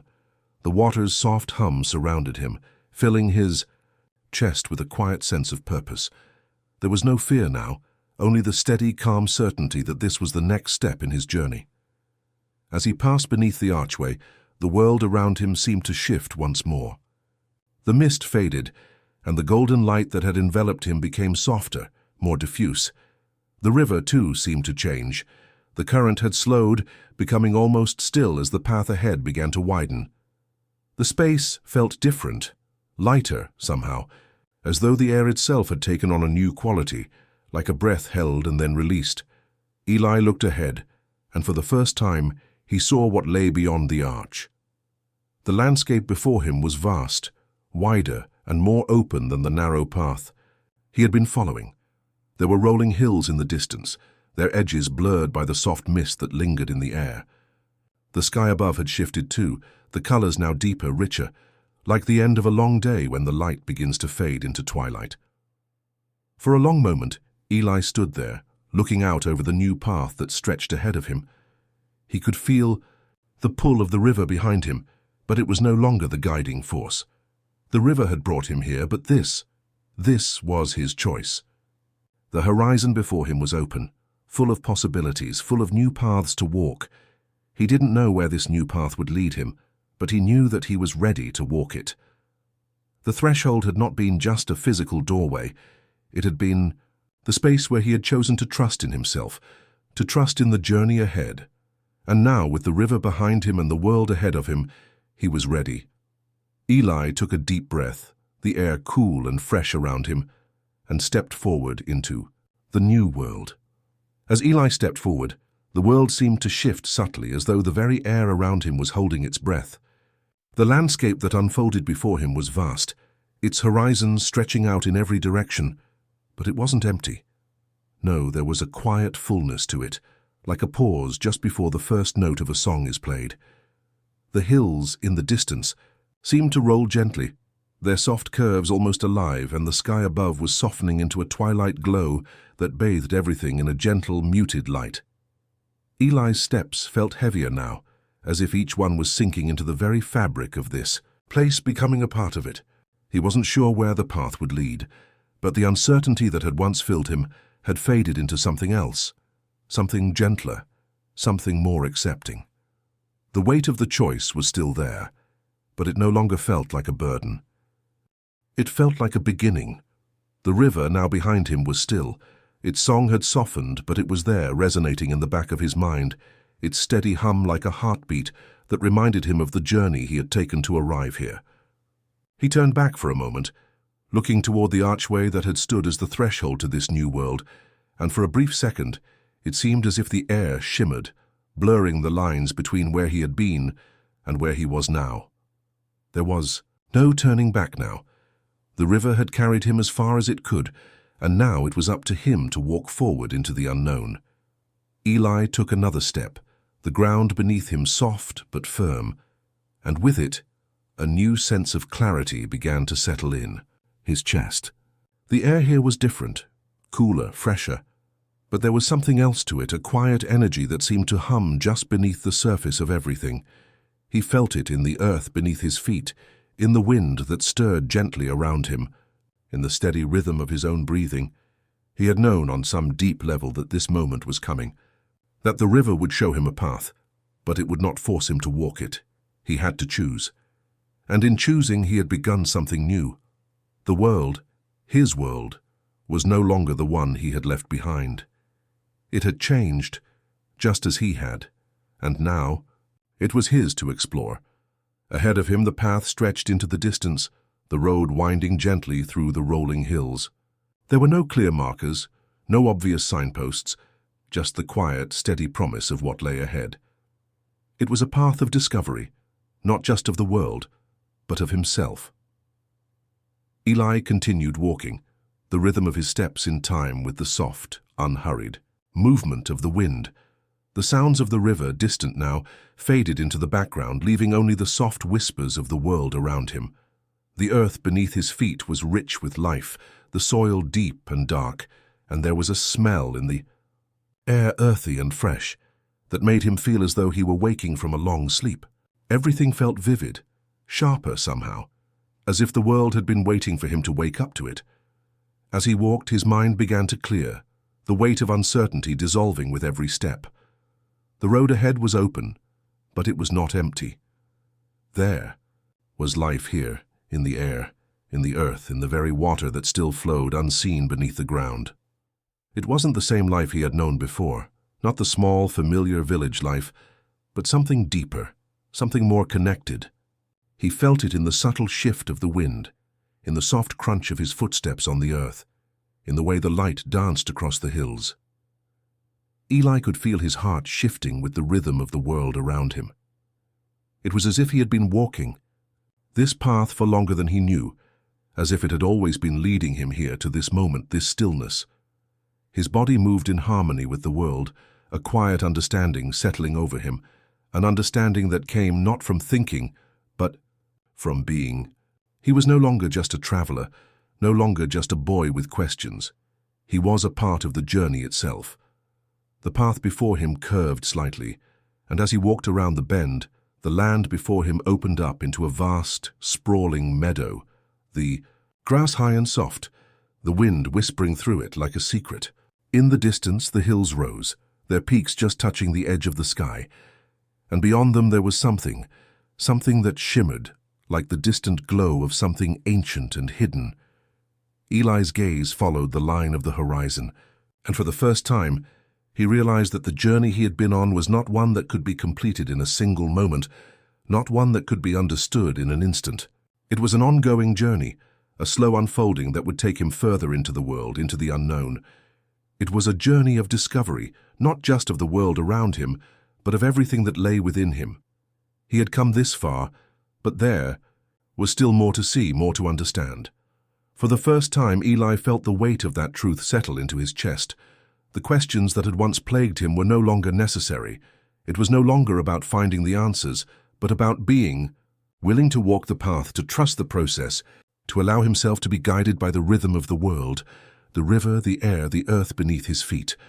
The land ahead was vast and open, and there was no telling where the path would take him. But there was no fear now. There was only a deep, quiet certainty that each step would lead him exactly where he was meant to go. He paused for a moment, standing still in the middle of the meadow, feeling the soft wind against his skin, hearing the faint rustling of the grass. And for the first time, Eli realized that he was no longer waiting for the world to tell him what to do. He was simply being, simply moving through the world with a quiet confidence that came from knowing that he was exactly where he needed to be. Eli took a deep breath, and without looking back, he began walking again, the path before him stretching endlessly, but with no sense of hurry. He was ready to move forward, to discover the next part of his journey, and to trust that the answers would come when the time was right. And so, with each step, the world around him seemed to open up, not in a dramatic revelation, but in a slow, steady unfolding like the river itself, carrying him forward, gently but inexorably toward whatever lay ahead. As Eli continued his journey through the meadow, the land seemed to stretch endlessly, the grass whispering around his feet, the soft hum of the wind brushing past him like an old friend. The light had shifted again, the golden hue softening into a deeper shade of twilight, and the landscape took on an almost dreamlike quality. Each step felt lighter, as though he were moving in a space that existed just between moments where time itself had no claim. The path remained open, a gentle curve leading him forward, but there were no signposts, no indications of where it would lead. For the first time in his life, Eli felt as though he were completely free, free from the expectations of others, free from the limits of what he had once believed to be possible. There was only the land, the wind, the sky, and the steady pull of his own thoughts guiding him forward. The silence around him was profound but not empty. It was a silence filled with the weight of possibility, of potential. Every sound, the whisper of the wind, the rustling of leaves, the distant calls of unseen birds, seemed to echo with a deeper meaning, as though the land itself was waiting for something, waiting for him to listen more closely. Eli stopped for a moment, standing still in the middle of the meadow, the soft earth beneath his feet grounding him, the air around him filling his lungs with the scent of the earth, of the wild grasses, of something ancient and untouched. He closed his eyes, taking a deep breath, allowing the quiet to envelop him, and for the first time, he felt a sense of peace that wasn't about finding answers. It was about simply being. It was then that he felt it, a subtle pull, a gentle tug at the edge of his awareness. It wasn't a voice, not in the way he had heard the river speak to him, but it was a presence, a whisper from deep within the earth. It wasn't a call, not an urgent beckoning, but a soft suggestion, like a memory waiting to be uncovered. Eli opened his eyes and turned his gaze toward the horizon, where the land met the sky in a perfect line, the last light of day slipping away into the night. It was as if the land itself was holding its breath, waiting for something to happen. And in that stillness, something stirred within him, a sense of understanding, a quiet knowing that there was more to this world than he had yet seen. The pull grew stronger, more insistent, and for the first time, Eli felt as though the journey he had been on wasn't just about discovering the world around him. It was about discovering something deeper, something within himself. The river had shown him the path, but now it was up to him to listen to the land, to the silence, to the quiet pull that seemed to be coming from within. He began walking again, his steps slower now, more deliberate, as though each one carried him deeper into the heart of the world around him. The air had changed, and the wind seemed to carry whispers with it, soft murmurs that Eli couldn't quite make out, but he could feel them, like the soft stirrings of a forgotten memory. The horizon before him was still distant, but now it felt closer, as though the land was slowly revealing itself to him, piece by piece. The shadows grew longer as the sun continued to dip, the world bathed in a soft, fading light, The landscape around him seemed to shift with each step, the colors deepening, the sky turning darker with each passing moment, until the land before him became a tapestry of twilight hues, purples, blues, and the fading gold of the last rays of the sun. Eli's heart raced slightly, not out of fear, but out of anticipation. He had never felt more alive than he did now, standing at the edge of something he couldn't yet understand, but knew was waiting for him. The weight of the silence, the space between each breath, felt like a doorway, a passage to something else, something that had always been there, just beyond his reach. He paused again, his eyes scanning the land ahead. There was nothing extraordinary. In the view, just the soft rolling hills, the long grasses swaying in the evening breeze, and the sky above, darkening with the approaching night. But it was in this simplicity, in this quiet, that Eli felt the true magnitude of the journey he was on. He wasn't sure what he had been seeking all this time, what he had been waiting for, but now as the world around him seemed to settle into the stillness of the coming night, he realized that it wasn't about finding a place or a destination. It was about being in this moment, about listening to the quiet and letting it guide him forward. The air had grown cooler, the wind picking up slightly, and Eli wrapped his arms around himself, not out of discomfort, but out of a growing sense of connection with the world around him. The land was alive in a way that he hadn't known before, not in the way people or animals were alive, but in a deeper, older way, a way that spoke of time, of memory, of the earth itself. Eli closed his eyes again, the pull within him growing, stronger, urging him to continue. And so he did. With each step, the land seemed to shift around him, the colors of the sky deepening into night, the stars beginning to twinkle faintly above. The soft rustle of the grasses filled his ears, the wind brushing through the trees, and Eli felt a profound peace settle over him. There were no answers, no grand revelations. There was only the journey, and the quiet knowing that with each step he was moving closer to understanding something that had always been there, not in the world around him, but within himself. And so, as the night fell around him, Eli continued, walking, each step a quiet surrender to the pull of the world, to the journey that was unfolding before him. There were no promises, no guarantees, but for the first time, he didn't need them. He simply needed to walk. As Eli continued walking through the meadow, the night fully descended, cloaking the land in its quiet embrace. The stars above seemed more vivid, each one a distant flame, burning softly in the vastness of the sky. There was a stillness to the world now, a peace that felt like a deep breath, held long enough to settle into the bones. The wind had quieted, the grasses still beneath his feet, and Eli felt an odd sense of being both part of this world and separate from it at the same time. The path before him was not visible in the traditional sense, but it was there. He could feel it, faint but undeniable, guiding him forward, pulling him toward whatever lay ahead.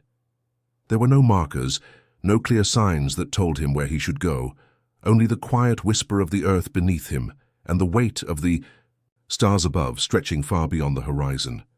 The further Eli walked, the more the land seemed to open up before him. The air was cooler now, and though the world around him remained still, there was an energy that hummed just beneath the surface, a subtle shift that told him he was moving toward something. But what? He couldn't yet see. His thoughts turned inward as he walked. He had come so far, passed through so many steps, crossed so many thresholds, and yet now, in the quiet of the night, it felt like he was standing at the edge of something larger than he could fully comprehend. It wasn't fear that held him, but a quiet awe, the kind that comes when you realize that for all the questions you've asked, the answers have always been more complex than you imagined. He stopped for a moment, standing still in the middle of the meadow, breathing in the night air. The silence pressed in around him, not suffocating but profound, as though the very world had paused, waiting for something to unfold. The path beneath him had grown gentler, the earth softer, the landscape more alive, as though the land itself had been waiting for him to reach this moment. A soft rustling in the distance caught his attention, and Eli turned his head toward it. There, just beyond the reach of the stars, something moved. At first it was hard to make out, just a shadow against the night, But as his eyes adjusted, he saw it more clearly. A figure, cloaked in the darkness of the meadow, moving slowly toward him. They were tall, their form blurred in the dim light, but there was a familiarity to the way they moved, a fluidity that made Eli feel both intrigued and strangely at ease. He stood still, watching the figure approach, the world around. Him seemingly holding its breath. The figure came closer, the soft crunch of grass beneath their feet, the only sound breaking the silence. Eli's heart quickened, but there was no fear. It was as though he had always known this moment would come, and the figure was just another part of the journey, another step along the path. When the figure was close enough, they stopped, standing a few paces away. The mist around them seemed to shimmer faintly, casting them in an otherworldly light, their form both distant and familiar. "Eli," the figure said, their voice soft but unmistakably clear in the quiet of the night. "You've come far."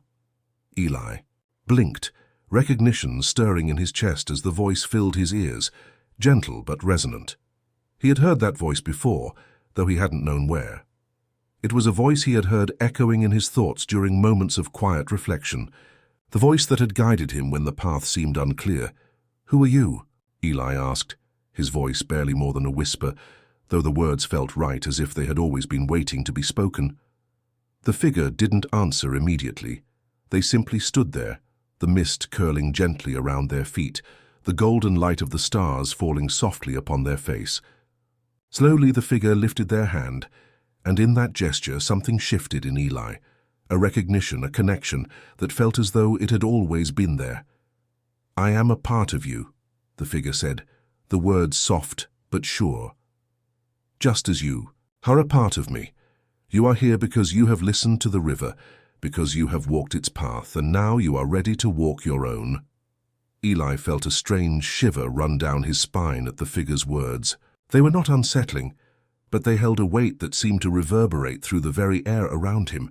The figure before him seemed to embody something ancient, something timeless, and yet there was a gentleness in their presence, as if they had been waiting for him to understand, to reach this moment, this space between worlds. "What does that mean?" Eli asked, his voice trembling slightly, the weight of the moment pressing down on him. The figure's face softened, their eyes filled with something Eli couldn't quite place. It was not sadness, nor joy, but something deeper, a quiet understanding, as if they had seen all that had come before and all that would follow. "It means you have come to the threshold," the figure said. "The path you walk now is yours to choose, just as the journey of the river was yours to follow. There are many ways, many possibilities, but all of them lead you to one place: yourself." The words lingered in the air like a delicate thread, and Eli felt them settling into his chest. It wasn't about the places he would go or the things he would see. It was about the journey within, the quiet understanding that all the answers he had been searching for had always been a part of him. The river, the land, the stars above, they had all been there to guide him, but in the end it was his own choices that would shape the path he walked. The figure stepped forward, their presence growing stronger, more tangible in the night. "This is your journey now, Eli. The path ahead is yours to walk, but you are never alone. The river is always with you, just as the land, the stars, and everything that came before." Eli stood still, feeling the weight of their words settle deep into his bones. The figure's presence was reassuring, but it also felt like a farewell. One that didn't need to be said, for it had already been understood. "You're not alone," the figure repeated, their voice a gentle echo in the night. "Trust yourself." With that, the figure began to fade, their form dissolving into the mist, leaving only the sound of the soft breeze in the air and the steady hum of the world around him. Eli stood in the stillness for a moment longer, feeling the quiet energy of the land settle into his chest. The journey was far from over, but for the first time Eli knew that he didn't have to walk it with fear. He stepped forward, the path ahead clear, but the possibilities endless. The world was waiting, and he was ready to walk. Eli stood alone. For a long moment, the silence around him stretching like an endless horizon, the soft hum of the world filling his ears. The figure had faded into the mist, leaving him with nothing but the soft whispers of the wind and the cool night air.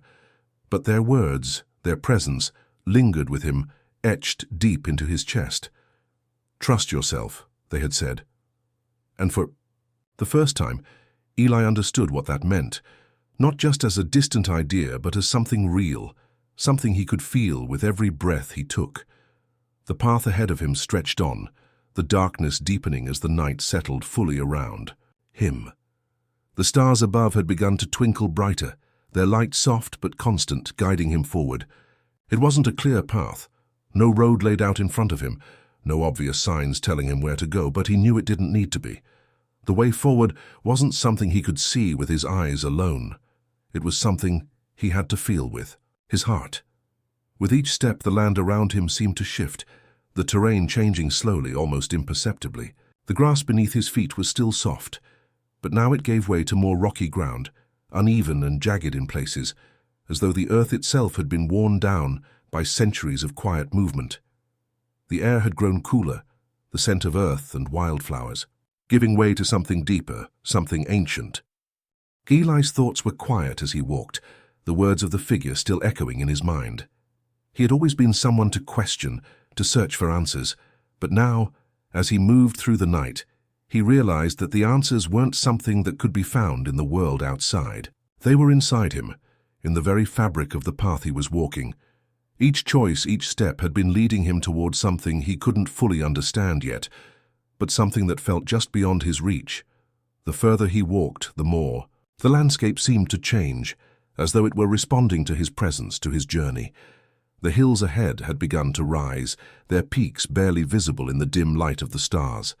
The sky above was no longer the soft twilight of the evening, but had deepened into the ink-black darkness of night, dotted with the brilliant pinpricks of stars.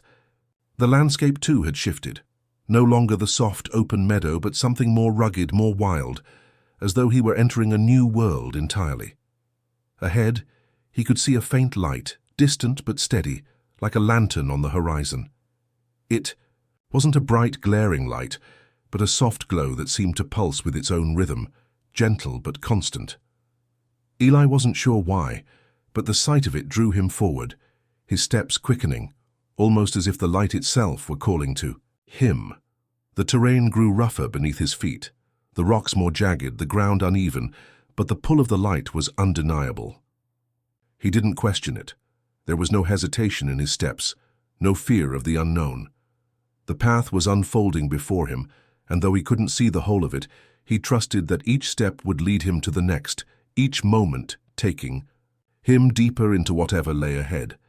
As he approached the light, the landscape around him began to shift again. The air grew heavier, denser, and a soft mist began to curl up from the ground, swirling around his feet.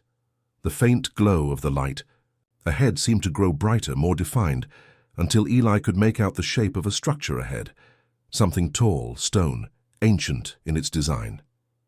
It wasn't a building, not exactly, but a monument of sorts standing in the center of the rocky terrain. The light seemed to emanate from it, a soft, welcoming glow that cast long, gentle shadows on the ground.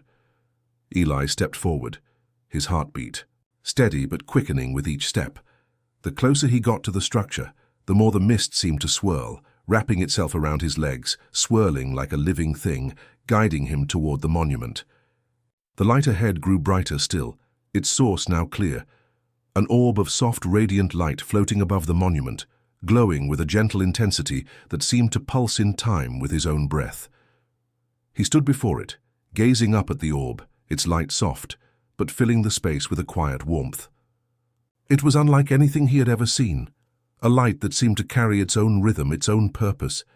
He didn't need to understand it. He didn't need to know what it was. He simply needed to listen, to feel its pull. A soft whisper of wind brushed against his skin, and as it did, the light seemed to shift, responding to his presence. The orb of light began to flicker, pulsing slowly like a heartbeat that was in sync with his own. The light didn't blind him. It welcomed him, like an old friend greeting him after a long absence.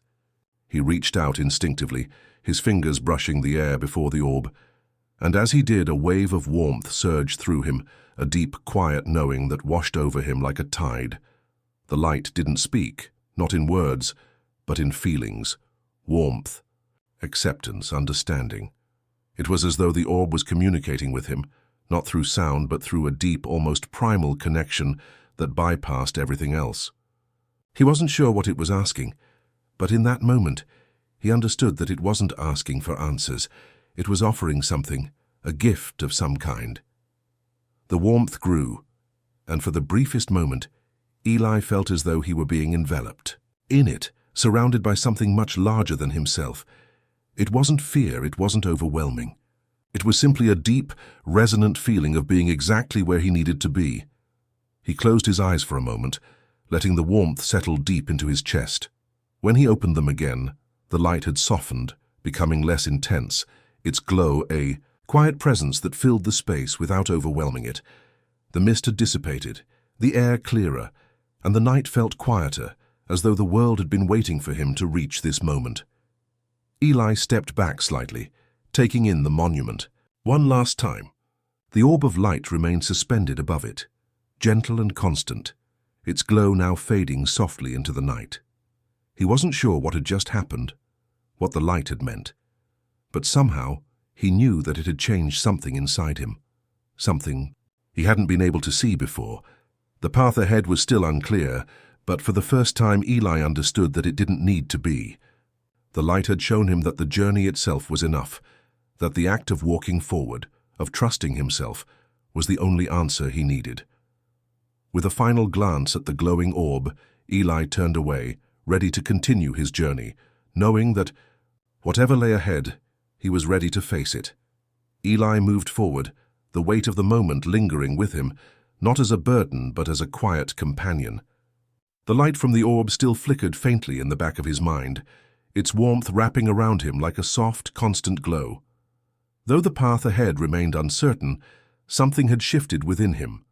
A quiet understanding, a feeling that he was no longer walking blind, but with a deep sense of purpose that had been growing inside him since the moment he had first heard the river's call. The land around him had changed once again.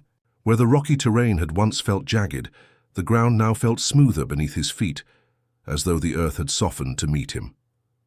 The air was cooler now, the night deepening, and with it the world felt quieter, more intimate. It wasn't that the world had grown still. It was that everything around him seemed to slow down, as though it were waiting for him to take the next step, to truly embrace whatever came next. With each step, the sense of certainty grew stronger. He didn't need to see the end of the journey. The path ahead might still be unclear, but there was a subtle shift in the way the land unfolded before him. It felt like the earth was responding to his every movement, guiding him with an unseen hand, encouraging him to trust in the rhythm of his steps. The hills that had once seemed so distant were now closer, their peaks rising gently against the darkened sky, their outlines softened by the moonlight. The stars above, brilliant and full, seemed to burn more brightly, as though they were watching over him, a quiet audience to his unfolding story. Eli felt a strange peace settle in his chest, a warmth that wasn't from the orb, but from within, himself. He had come far, yes, but he was no longer the person he had been when he first stepped into the river. The path, whatever it held, was his to walk now, and for the first time that felt like enough. As the night continued its slow march toward deeper darkness, Eli's footsteps grew more purposeful, his pace quickening slightly. The land ahead had begun to change again, more noticeably now. The once open, grassy meadow had given way to thicker trees, their trunks dark against the night, their leaves rustling softly in the breeze. The forest wasn't dense, but it was thick enough to feel like a threshold, like crossing into something different, something deeper. Eli stopped at the edge of the trees, the transition between the open meadow and the forest marking another point of change. He stood still for a moment, the air heavy with the scent of pine and earth, before he took a step into the shadow of the trees. The soft sound of the wind shifted as it moved through the branches, and the forest seemed to exhale, a quiet sigh that seemed to echo in the stillness. The path through the trees wasn't immediately clear, but the ground underfoot was soft, the soil rich with the smell of moss and decay, life and death intertwined in a gentle, eternal cycle. The forest didn't feel threatening, but there was a quiet power here, a presence that hummed just beneath. the surface. As though the trees themselves were alive, watching him, waiting, Eli moved deeper into the forest, his footsteps muffled by the thick carpet of leaves and earth beneath him. The air was cooler here, the shadows of the trees casting long, strange patterns on the ground. There was no rushing, no urgency. The forest seemed to move in its own time, slow and deliberate, and for the first time, Eli felt as though he had stepped into a place where time didn't press against him. He wasn't being pulled forward by anything now. This wasn't a place to hurry. This was a place to simply be. The further he went, the more the trees seemed to shift. The trunks were thicker, their bark worn by time, their branches reaching toward one another, creating a canopy that filtered the moonlight into a soft, dappled glow. It was quiet here, save for the occasional rustle of leaves in the wind, but it wasn't a silence that felt empty. It felt full, alive in a way that spoke of centuries of growth, of stories etched into the very roots of the earth. At the center of the forest, the trees opened up into a small clearing, the ground here soft and mossy, the air thick with the scent of earth and growing things. In the center of the clearing, there was a stone circle, old, worn, but clearly deliberate in its placement. The stones were large, some jagged, others smooth, and though they were weathered, they stood with quiet authority, as though they had been here long before Eli's arrival and would remain long after. Eli stepped into the circle, his heart steady, his breathing slow as he took in the stones. They felt ancient, not in the way of something decayed or forgotten, but in the way that things are ancient, because they have always been. They had seen centuries pass, seasons change, and yet they remained, standing in silence, waiting for something, waiting for someone. His fingers brushed against one of the stones, its surface cold and smooth, and as his touch connected with the stone, a quiet wave of energy surged through him. It was subtle, almost imperceptible, but it was there, like a quiet hum beneath the surface of his skin. For a long moment, he stood there, his hand resting on the stone, listening to the hum, to the way the air seemed to breathe around him.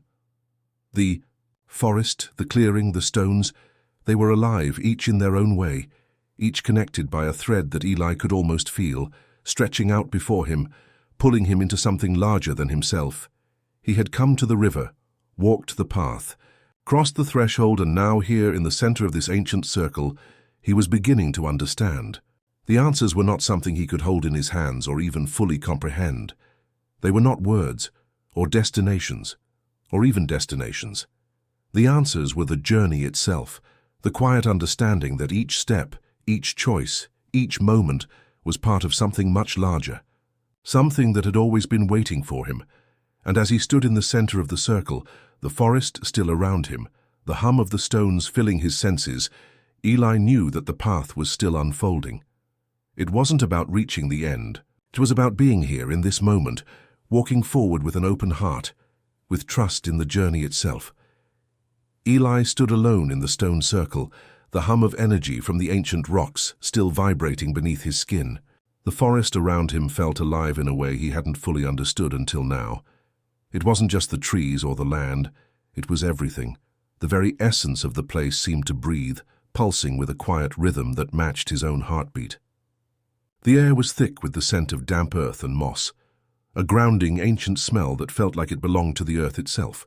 Time seemed to stretch out in this space, as though it had always been this way, as though he had stepped into a place that had witnessed the turning of centuries and would continue to stand long after he was gone. He stepped away from the stone, the coolness of it lingering in his fingers, and felt the pull of the world around him. The ground beneath his feet shifted with each step, soft with moss but firm, as though the earth itself was supporting him, guiding him through this space. There was no urgency, no need to rush. The forest, the stones, the quiet pulse of the land all seemed to be waiting, waiting for him to understand, waiting for him to listen. The hum that had vibrated through the stone now seemed to echo in the air around him, a quiet whisper from the trees, the ground, the very world itself. Eli felt himself drawn deeper into the forest, the path ahead now visible only by the faint light of the stars above. The clearing he had just stepped out of began to fade into the distance behind him, swallowed up by the shadows of the trees.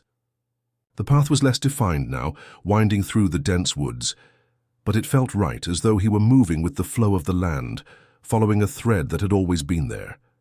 Eli's thoughts shifted inward as he walked, reflecting on the journey that had brought him here. He had walked so far, through fields, across rivers, through the quiet hum of the forest itself, and now, standing on the edge of this ancient place, he realized that the journey had never been about the destination. It had been about the steps, the listening, the unfolding of something that had always been within him. It had been about trust, the trust in the world around him, in the rhythm of the land, and most importantly, in himself. The trees around him grew denser as he moved, their trunks thick and towering, their branches creating a canopy overhead that shielded him from the sky. The air felt heavier here, thicker with the scent of pine and earth, the quiet murmur of the forest growing louder with each step. But the sounds were not invasive. They were comforting, like the soft hum of a lullaby drawing him deeper into the heart of the forest. The path wound tighter now, the trees pressing closer, their roots knotted beneath the earth, creating a labyrinth of life that seemed to stretch in all directions. Eli's footsteps slowed, his senses heightened as the world around him grew more intimate, more enveloping. The light from the stars above had begun to fade, the forest's shadows now deeper, more pronounced. There was no fear in the darkness, only a deep sense of connection to everything around him. As he walked, the world seemed to open and close in waves, like the pulse of the earth itself. There were no signs, no markers to guide him, but he didn't need them. He could feel the path, feel the pull of something waiting for him ahead. It wasn't a destination.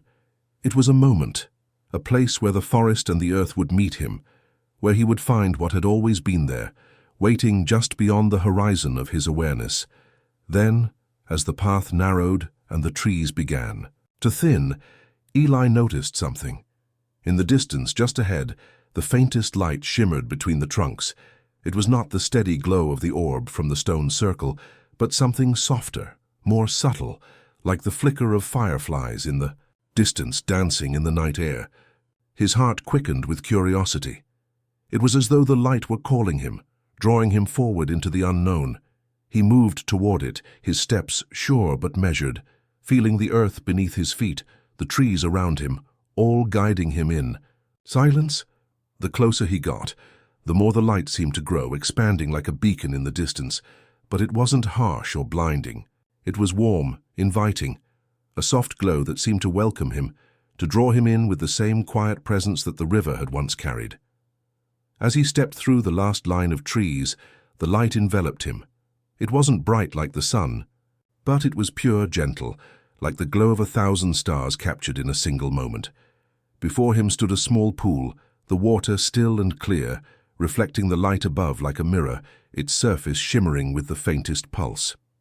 At the edge of the pool a single stone stood, smooth and worn, shaped by years of time and the flow of water. The stone felt familiar, like something he had seen before, but he couldn't quite place it. Eli stepped closer to the pool, the soft glow illuminating his features, and as he gazed into the water, he felt a surge of recognition. The stillness of the pool wasn't just physical, it was reflective, like the calm surface of his own mind. And as he looked deeper, he saw it. His reflection, not just as he was, but as he had been, and as he might become. The water before him rippled, and the image shifted, showing him moments of his past, the quiet, unremarkable moments that had made up his life.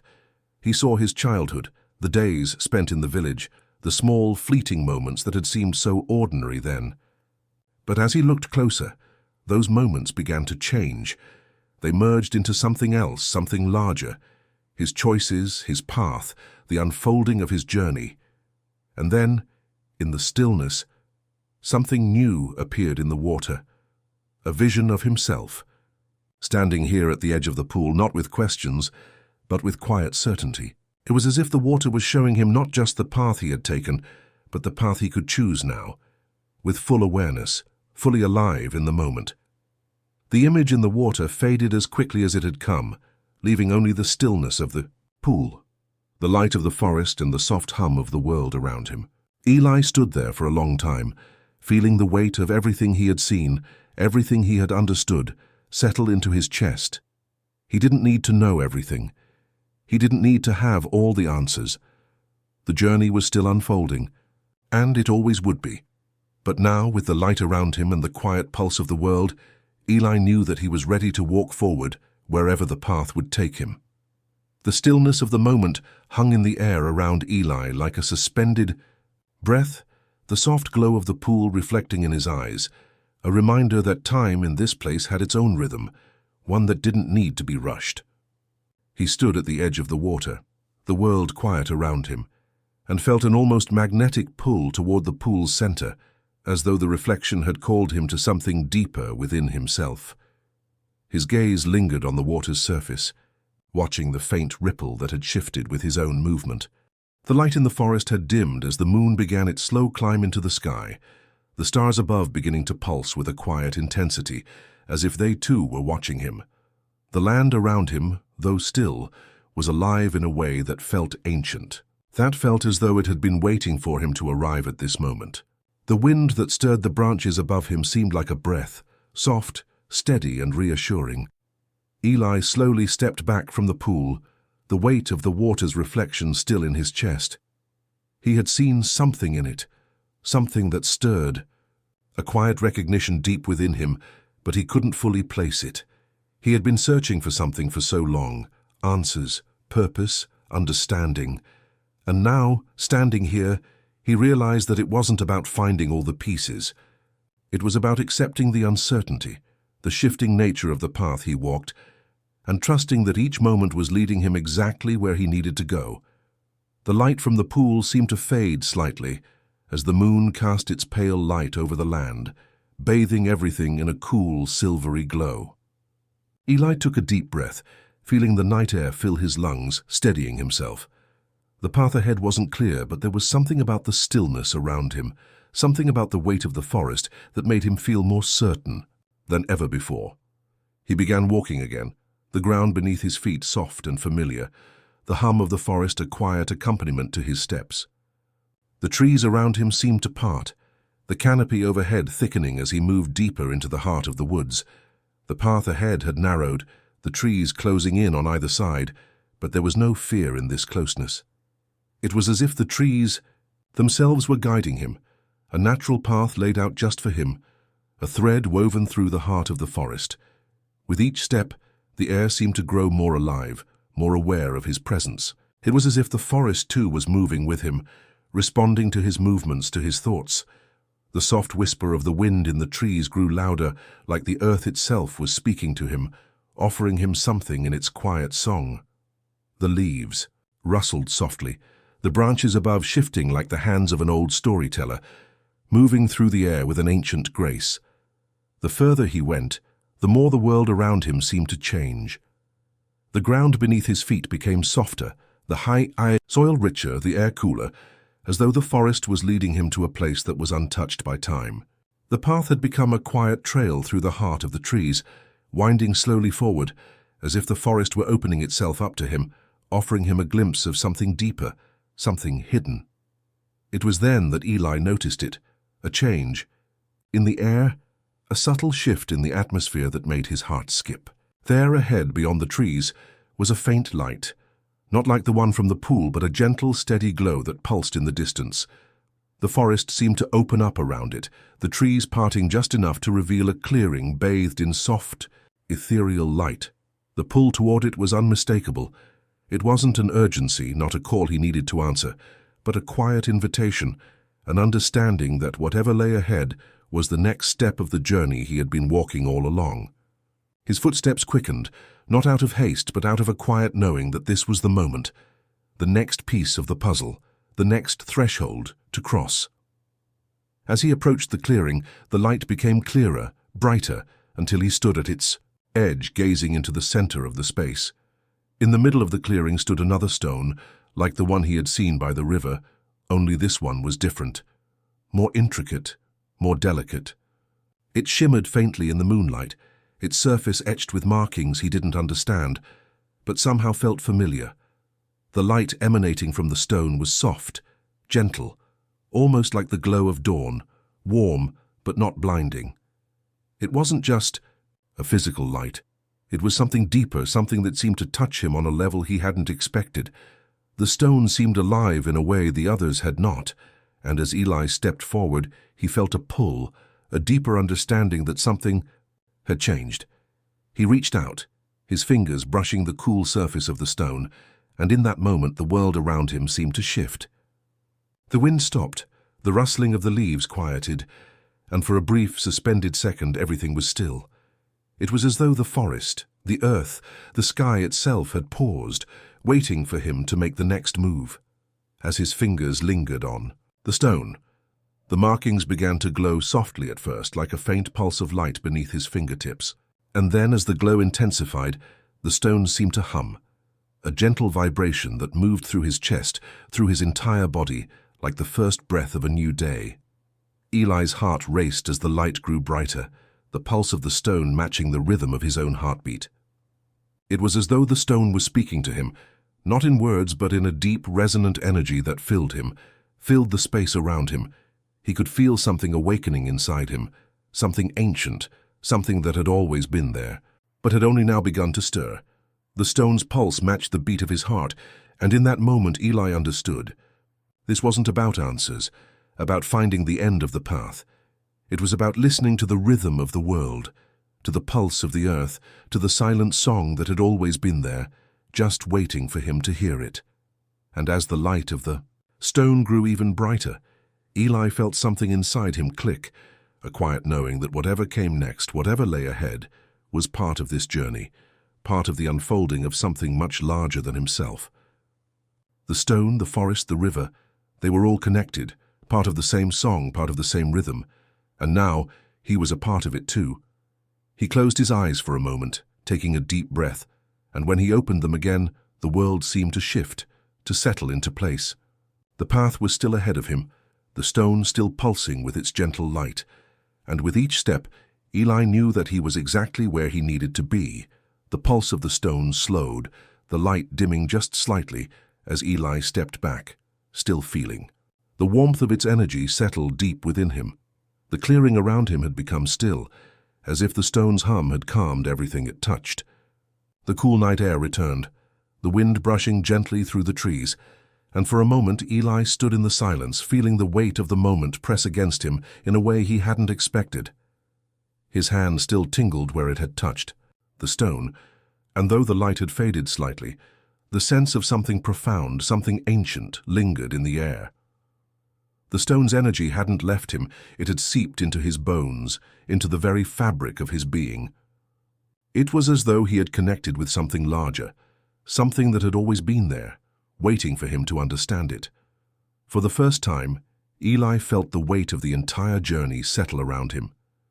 The river, the forest, the figures he had met, they had all been pieces of something far more intricate than he had realized.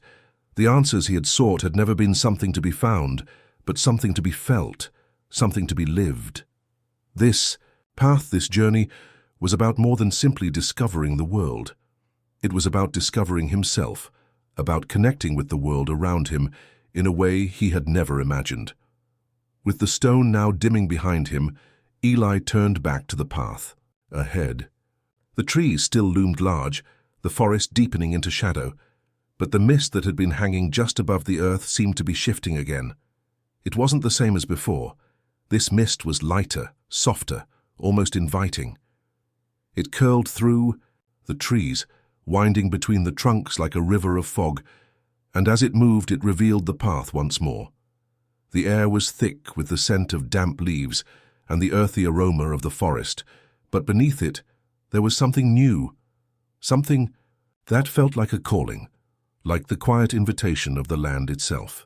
Eli could feel it in his chest, a tug, gentle but insistent, pulling him toward the mist. He moved forward, each step careful but resolute, feeling the pull of the path beneath him.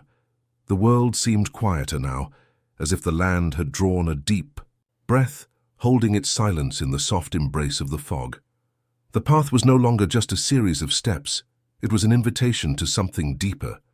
He couldn't explain it fully, but he could feel the land shifting around him, as though the forest itself was waiting for him to step into this next part of the journey. The trees ahead grew thicker as he walked, their trunks becoming taller, their branches heavier with the weight of the night. The mist wound between them, a fluid current that felt almost alive, swirling around his feet, rising to brush against his legs. It wasn't cold, but cool, a soft touch that reminded him of the river, of the way the water had once pulled him forward. But this was different. It wasn't a force, it was a guide.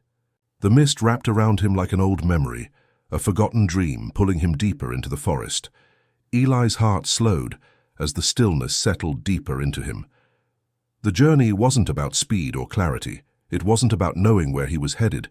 It was about the steps he took along the way.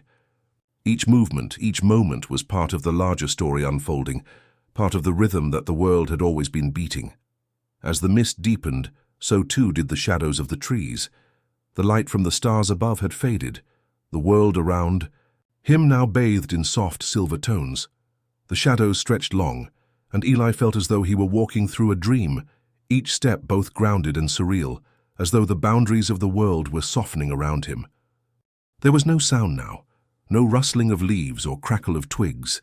The forest had become a quiet place, a space where only the quiet hum of the earth could be heard, and in that silence, Eli felt a strange peace settle over him. The path ahead was not clear, but the mist, the trees, the earth beneath him, they were not obstacles. They were part of the song, part of the rhythm that had always been there, waiting for him to hear it. The fog thickened slightly, and ahead, through the mist, Eli could see the faintest outline of something rising from the ground. It wasn't a building, not in the traditional sense, but something larger, something that had been here long before him and would remain long after he was gone. The shape loomed in the fog like a shadow, ancient and worn, its form shrouded in mist. The closer he came, the clearer the shape became. It was a figure, tall and silent, standing at the center of the path. The mist around it seemed to part, creating a small clearing where the figure stood, motionless. Eli stopped just before the figure, standing still in the quiet, his breath steady. He couldn't see its face, but its presence was undeniable, a quiet power that filled the space with an energy he couldn't quite define. The figure was familiar, but not in a way he could immediately understand. There was something about it, something in the way it stood, in the stillness of its form that felt like an answer waiting to be found. Eli didn't step forward immediately. He stood still, feeling the pull of the moment, the weight of the silence around him. The mist shifted again, swirling around the figure as if it too were waiting. The world seemed to hold its breath. Eli could feel it, the weight of everything he had experienced, everything he had come to understand, all coming together in this moment. The figure did not move, but its presence seemed to fill the space, and in the stillness Eli understood. This was not just a figure in the mist. It was the next step, the embodiment of everything he had walked through, everything he had learned. The journey had brought him to this moment, to this quiet stillness, and now the path was his to continue, to choose.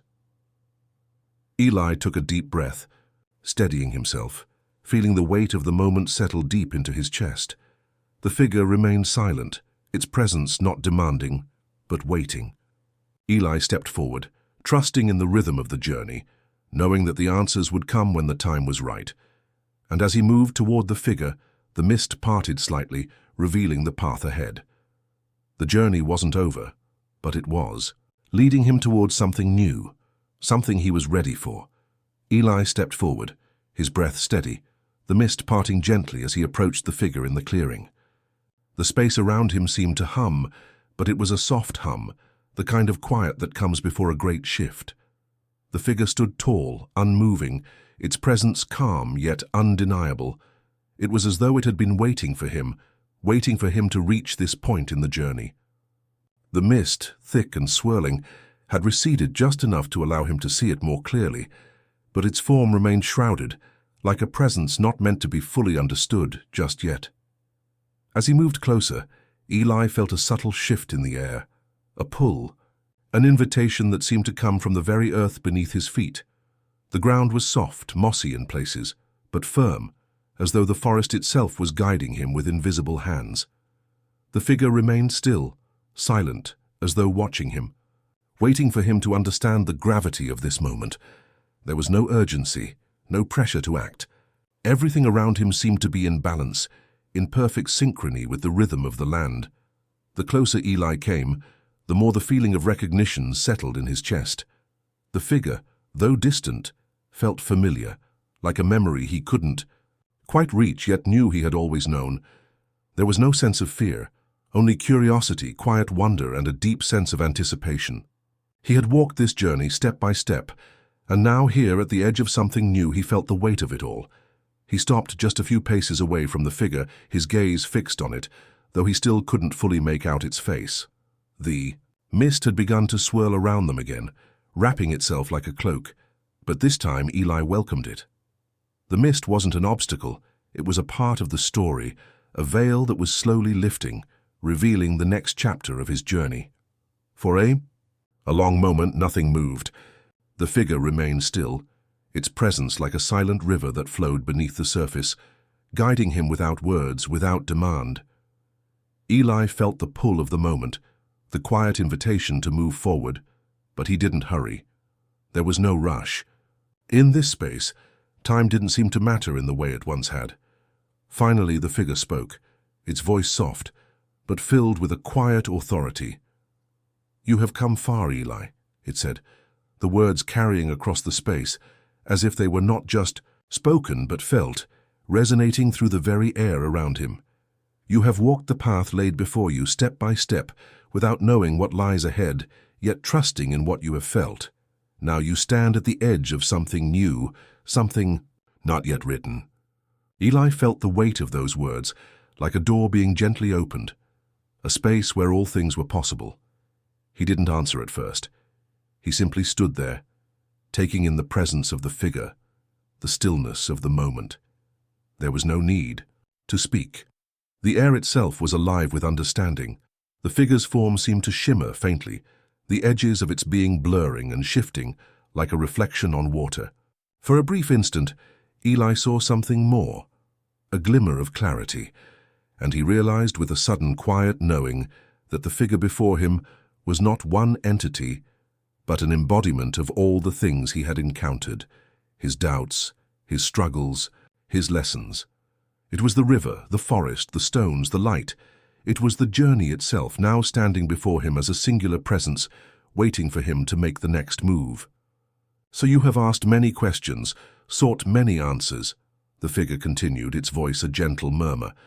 "But the path is not always about seeking, it is about becoming. It is about understanding that every step you take, every moment you live, brings you closer to the truth that has always been within you." Eli's chest tightened slightly, but not from fear. There was a deep, quiet peace in the figure's words, as if they were unlocking something inside him, something he had always carried, but had not yet fully realized. The mist swirled around him, but it was no longer just a veil. It was a part of him, a part of this space, a part of the story that was still unfolding. The figure took a step toward him, its form still shimmering, its edges soft and undefined. "You do not need to know everything all at once, Eli. What matters is that you are here now in this moment.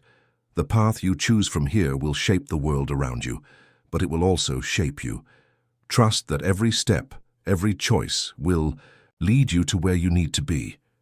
Eli felt the weight of those words settle in his chest, not as a burden but as a truth. The journey had never been about having all the answers, about finding the end. It had been about the process, about moving through the uncertainty, trusting in the rhythm of his own heart, in the pulse of the land beneath his feet.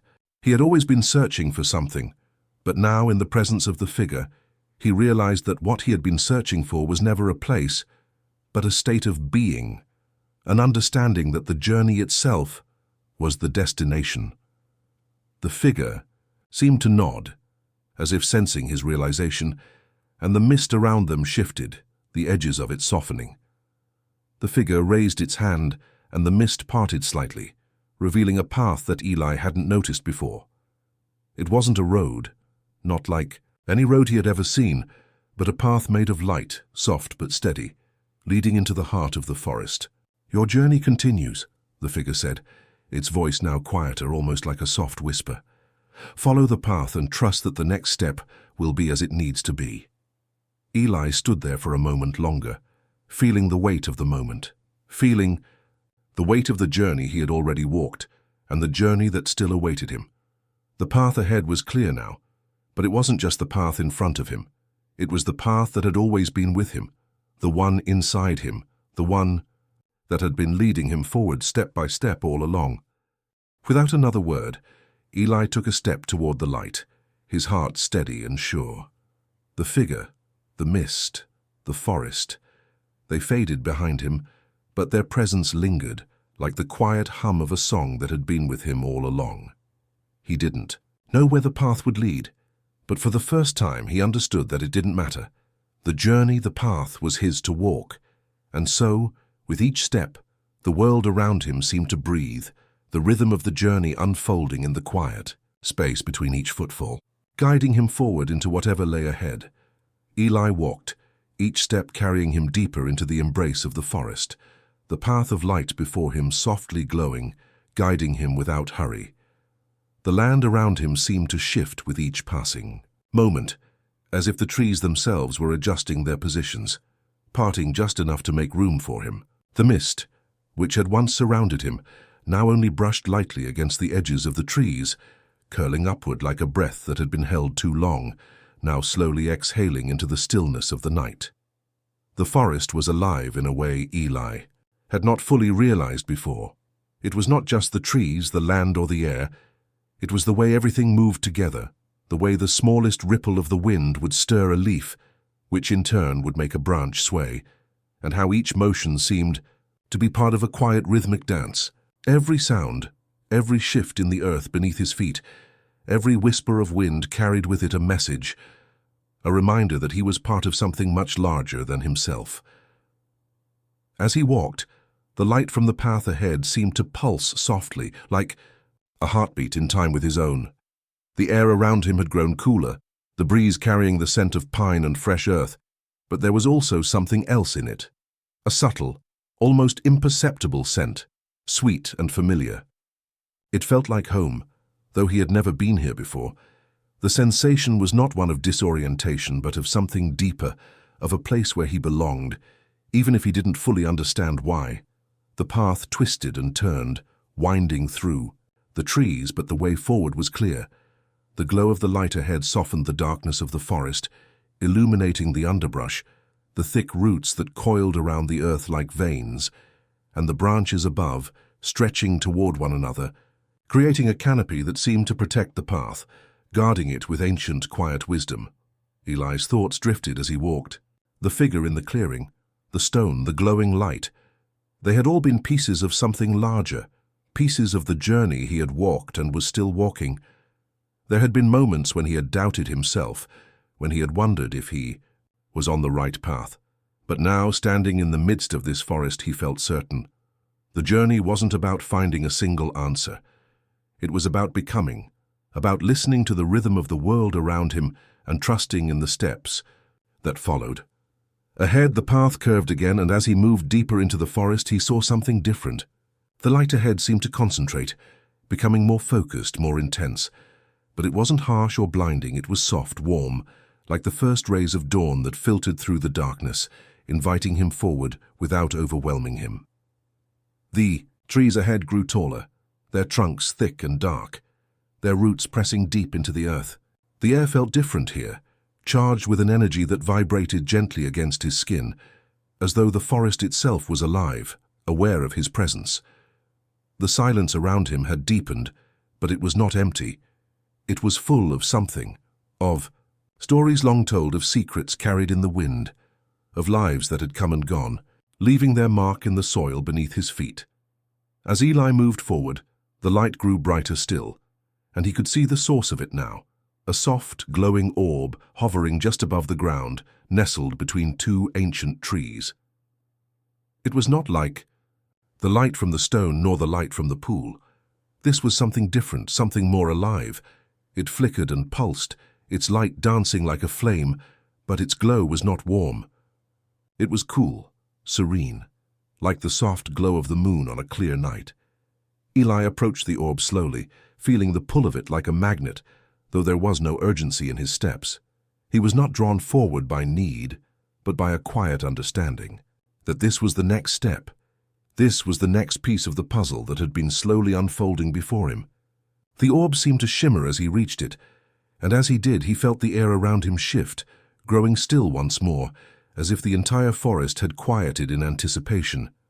The orb pulsed once, and then, as if in response to his presence, it began to change. The light within it shifted, the glow becoming more defined, taking on the shape of something he couldn't quite place. It wasn't a figure, not exactly, but something between a shape and a presence. It was familiar, but not in the way of something he had seen before. It was more like a memory, a feeling that hung at the edge of his awareness, waiting to be understood. As he stood there, staring at the orb, Eli felt something stir within him. It was as though the orb had tapped into a part of him, a part that had been dormant, waiting for the right moment to awaken. The light flickered again, brighter this time, and in that flicker Eli saw it, a glimpse of himself standing in this very spot, not as the person he was now, but as something more. The orb wasn't just showing him a reflection, it was showing him a potential, an understanding of who he could be, of who he was becoming. The light pulsed once more, the glow intensifying, and in that instant, Eli understood. The journey he had been on, the choices he had made, had led him here, not just to this forest, not just to the orb, but to this moment of clarity. The path ahead was still uncertain, but he no longer needed to know where it would lead. What mattered was the trust he had in himself, in the steps he would take, and in the understanding that the answers weren't something to be found, they were something to be lived. With a deep breath, Eli took one last step forward, and as he did, the orb responded, its glow enveloping him in a soft, cool light. The energy of it surged through him, not as a force of power, but as a quiet connection to the land, to the forest, to everything that had brought him here. And with that, Eli knew. The journey was not over. It had only just begun. Eli stood in the soft glow of the orb, its light cool but alive, pulsating gently with an energy that seemed to resonate through him. The quiet hum of the forest had returned, filling the space with a deep, soothing rhythm, and Eli could feel it, this quiet, steady beat that matched his own heartbeat. It was as though everything around him had aligned, as if the world, the earth and the very air were all in tune with him now. His steps had led him here, to this moment, where the answers were not hidden but revealed in the stillness. He stood before the orb, his gaze fixed on the light, and for a moment he didn't move. There was no need for action, no urge to rush. This moment, this quiet unfolding was enough. He had come so far, crossed so many thresholds, and now, here in the heart of the forest, he felt a quiet acceptance settle in his chest, a peace he had never quite known before. The light flickered again, the pulse of the orb synchronizing with his breath, and Eli felt the pull of it more deeply than ever before. He didn't need to step closer, didn't need to reach out. It was as though the orb, the very forest around him, was drawing him in, not with urgency, but with invitation. The path ahead, the journey that awaited him, was clear in this moment. This step was his own. And yet, even as he stood there, still and centered, he could feel the stirrings of something else, something just beyond the edge of his awareness. The forest around him had not changed, but it felt different now, alive somehow in a way he hadn't understood before. The trees, the earth beneath his feet, the mist that still swirled in the distance, all of it was part of the same quiet song, a song he had been walking toward without knowing it. And now, standing in the presence of the orb, he understood that he was not just a participant in the journey. He was the journey itself, unfolding in every moment, every breath. The orb pulsed again, this time with more intensity, and the forest seemed to respond. The trees above him swayed gently, their branches reaching outward as if stretching toward the light, drawn by its energy. The air thickened with the hum of the earth, and Eli closed his eyes for a moment, letting the sensation wash over him. It wasn't overwhelming. It was simply a part of everything, the forest, the light, the stone circles, the path he had walked. It all connected now, as if the land itself was showing him the thread that ran through all of it. His hand lifted almost instinctively, and without thinking, he reached for the orb, his fingers brushing the cool surface of the light. The moment. His skin made contact. The world around him seemed to blur. No, not blur, but soften, like the fabric of the universe itself was being gently pulled apart and woven back together. He could feel the forest, the land, and his own heart, all beating in the same quiet rhythm. A surge of warmth spread through him, not physical warmth, but something deeper, something that resonated in his chest and in the very core of his being. It wasn't a message, it wasn't an answer. It was simply the realization that everything he had walked through, the choices, the moments of uncertainty, the steps he had taken, had all been leading him to this understanding. The journey was never about knowing the end. It was about walking through each moment, each step, trusting that the path, however unclear, would unfold as it needed to. Eli's hand remained on the orb, and he felt a quiet pull, a gentle urging, to take another step. He was no longer asking questions, no longer searching for answers. The answers were not something to be found.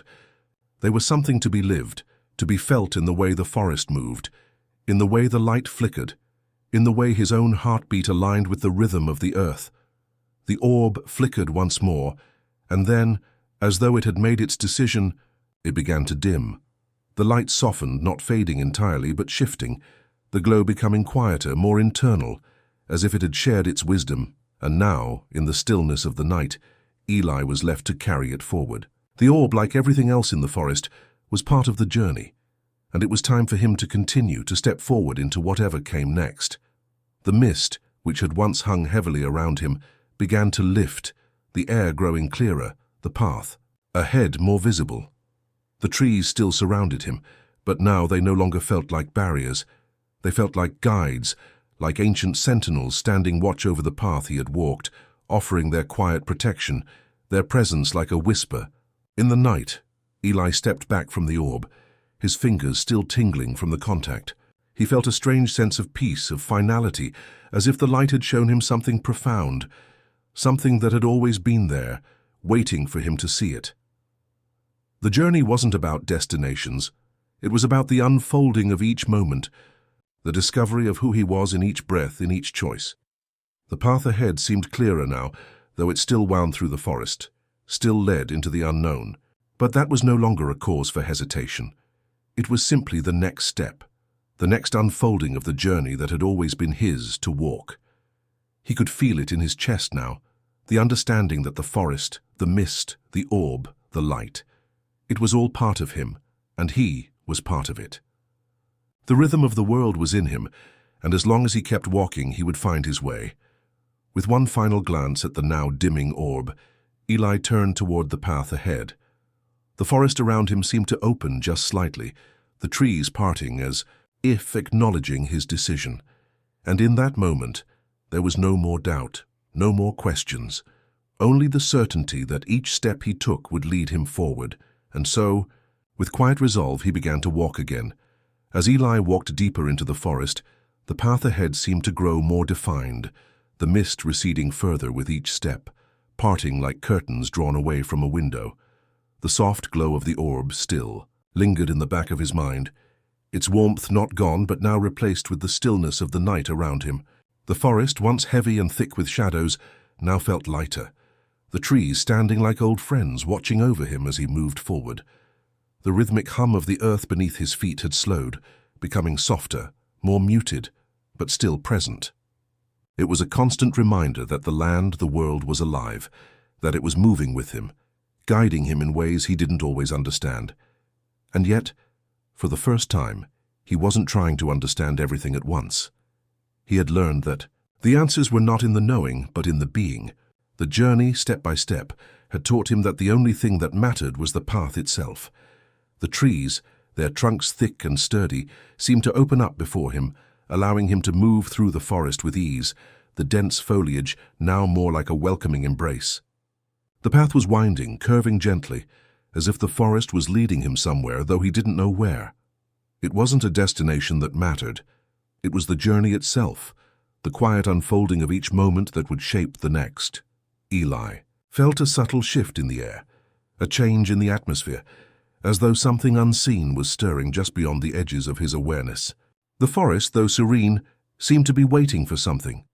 A presence that had always been there, hidden in the shadows of the trees, watching as he moved through its depths. It wasn't a threat, not fear.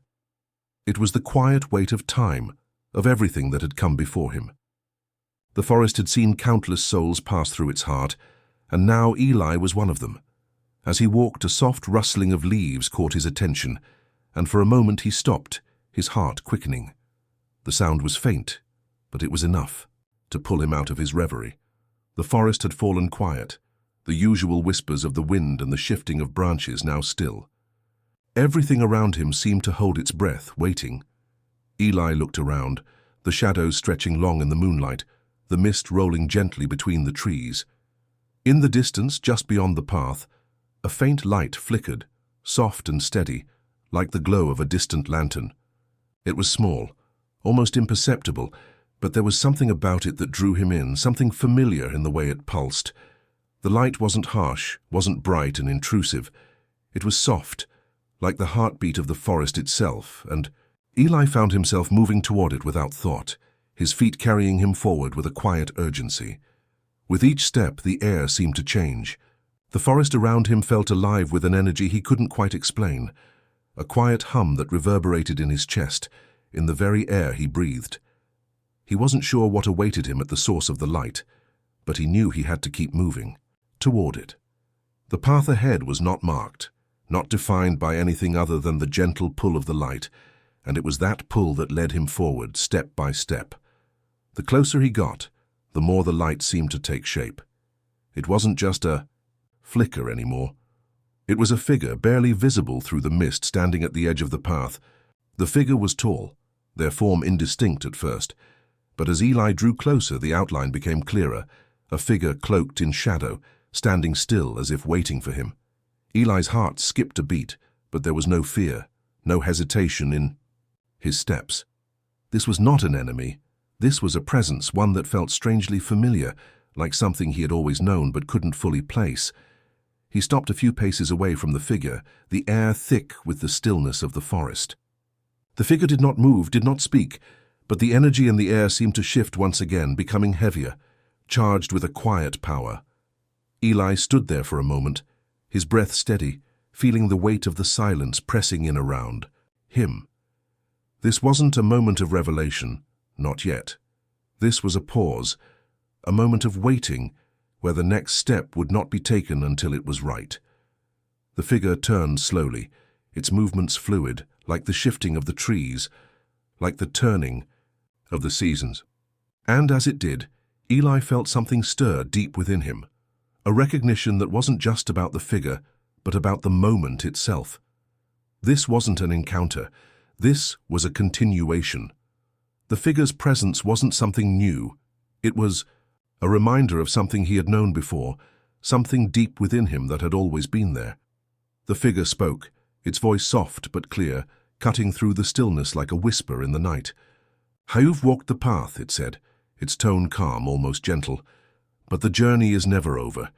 It is a cycle, a rhythm that plays on, and you must keep walking to understand it." Eli felt the weight of the words, a quiet understanding settling, deep in his chest. He had been searching for something, had been walking toward something, but in that moment he realized that the journey was not about finding the end. It was about moving through the cycles, through the quiet moments, and trusting that each step, no matter how uncertain, would lead him to where he needed to be. The figure stepped aside, the light around it flickering but still steady. Eli didn't hesitate. He stepped forward, the forest surrounding him, the air still and cool, the mist rising around him like the world was folding into itself, waiting for him to take the next step. The path ahead was clear now. It wasn't the end nor the beginning. It was simply the next part of the journey. And with each step he took, the world around him seemed to breathe with him, moving at the same quiet rhythm that had always been there, waiting for him to catch up. Eli's steps grew more deliberate as he moved forward, the path ahead no longer a winding uncertainty, but a steady thread of light pulled from the depths of the forest and into the vastness of the night. The figure behind him had faded into the mist, its presence lingering like a whisper, but it no longer guided him. The moment had passed, and now it was his journey to continue. The forest, with its towering trees and soft winds, seemed to watch him silently, its ancient presence undisturbed by his movement. The path before him was quiet. There were no signs, no markers, only the soft earth beneath his feet and the steady rhythm of his breath. The trees on either side seemed to lean in, their branches thick with leaves, their shadows long and dark against the light of the stars. The air was cool, but not cold, and the faint scent of pine filled the night, grounding him, reminding him that this world, though vast, was still part of something he belonged to. Eli didn't know how far he had walked, nor how far he had to go. The passage of time felt distant, irrelevant here. He wasn't walking towards something. He was walking with the world, each step part of a larger pattern that he had only just begun to understand. It was as if the journey had always been about moving through the unknown, not finding the answers, but simply trusting that the path would unfold in its own time. He passed through another small clearing, the faint moonlight now filtering through, the gaps in the branches, casting silvery shadows on the ground. His eyes adjusted to the dim light, and for a moment everything seemed suspended in a dreamlike stillness. It was as though the world had paused, just for him, to let him breathe, to let him feel the weight of the journey settle within him. And yet even in this quiet, Eli felt the stirrings of something else, a faint pull in the back of his mind, like a whisper that beckoned him onward, urging him to keep moving. He had reached this point not just by following the path laid before him, but by allowing himself to be a part of the unfolding of this story. It was not about the destination. It was the journey itself, the trust he had placed in each step, in each moment of uncertainty that had brought him here. As he walked, the forest around him began to shift again. The path that had been so clear now grew narrower, the trees closing in on him like sentinels, their branches heavy with the weight of the night. The light of the stars above grew fainter, and the air felt denser, as though the world was wrapping itself around him, drawing him closer to something that he couldn't quite name. A faint sound reached his ears, so soft it was almost imperceptible. It was a whisper, not from the wind, but from something deeper, like the hum of the earth itself resonating through the trees, through the ground beneath him. The sound, though faint, was constant, like the pulse of the forest, and it urged him forward. The path ahead was dark now, the trees heavy with shadows, and yet Eli felt no fear. The darkness felt familiar, like the quiet of an old memory, one that he had always known but had only just begun to understand. As he moved deeper into the forest, the sounds around him grew louder, more distinct, though still soft, like a lullaby, whispered by the earth itself. The trees seemed to thin out in places, their trunks spreading wide, their leaves shifting in the breeze, as if the forest were opening up, allowing him to pass through. It was as though the land had begun to reveal itself to him, slowly, gently, showing him the way forward, as if it had always known he would come. The path ahead curved again, but this time there was something different about it. A light, faint and distant, flickered just ahead. Not the steady glow of the orb from before, but a soft, pale light, like the last glow of the setting sun or the faint shimmer of starlight. It wasn't blinding, but gentle, subtle, like a guide, a quiet invitation to continue. Eli moved toward it, his steps slow but certain, feeling the pull of the light like a beacon in the distance. The closer he got, the more the world around him seemed to fade, the trees becoming more distant, the shadows growing deeper, and the air growing colder, almost as if the very land was stepping aside, allowing him to reach the heart of this place. As he approached the source of the light, he could make out a figure standing at its center. It was no longer a vague presence, but a person, a silhouette against the pale glow. Their form was still, almost statue-like, and for a moment, Eli hesitated. He had not expected this. The figure stood motionless, bathed in the soft, ethereal light that seemed to emanate from nowhere and everywhere at once. It wasn't a human figure, at least not entirely, but something more, something timeless and familiar yet distant. "Come closer," the figure said, its voice soft but carrying across the stillness. It was a voice he had heard before, a voice that felt like it belonged to the land itself, as though the figure were the embodiment of the forest, the river, the stars. It wasn't an order, but an invitation to step closer, to trust once again. Eli did not hesitate. This time, the light, the figure, the journey, they were all part of the same rhythm, part of the same unfolding path that had led him here. He moved forward, his footsteps steady, and as he stepped closer to the figure, the air around him seemed to shift again, becoming warmer, lighter, as if the space itself was welcoming him. When he was close enough, the figure raised its hand, and with a motion so gentle, it seemed like the wind itself, the light grew brighter, filling the clearing with a soft, enveloping glow. Eli felt the warmth of it, not as a heat, but as something that filled him, that connected him to the world around him, to the path he had walked, and the journey still ahead. "You have arrived," the figure said, its voice calm and reassuring. "But remember this.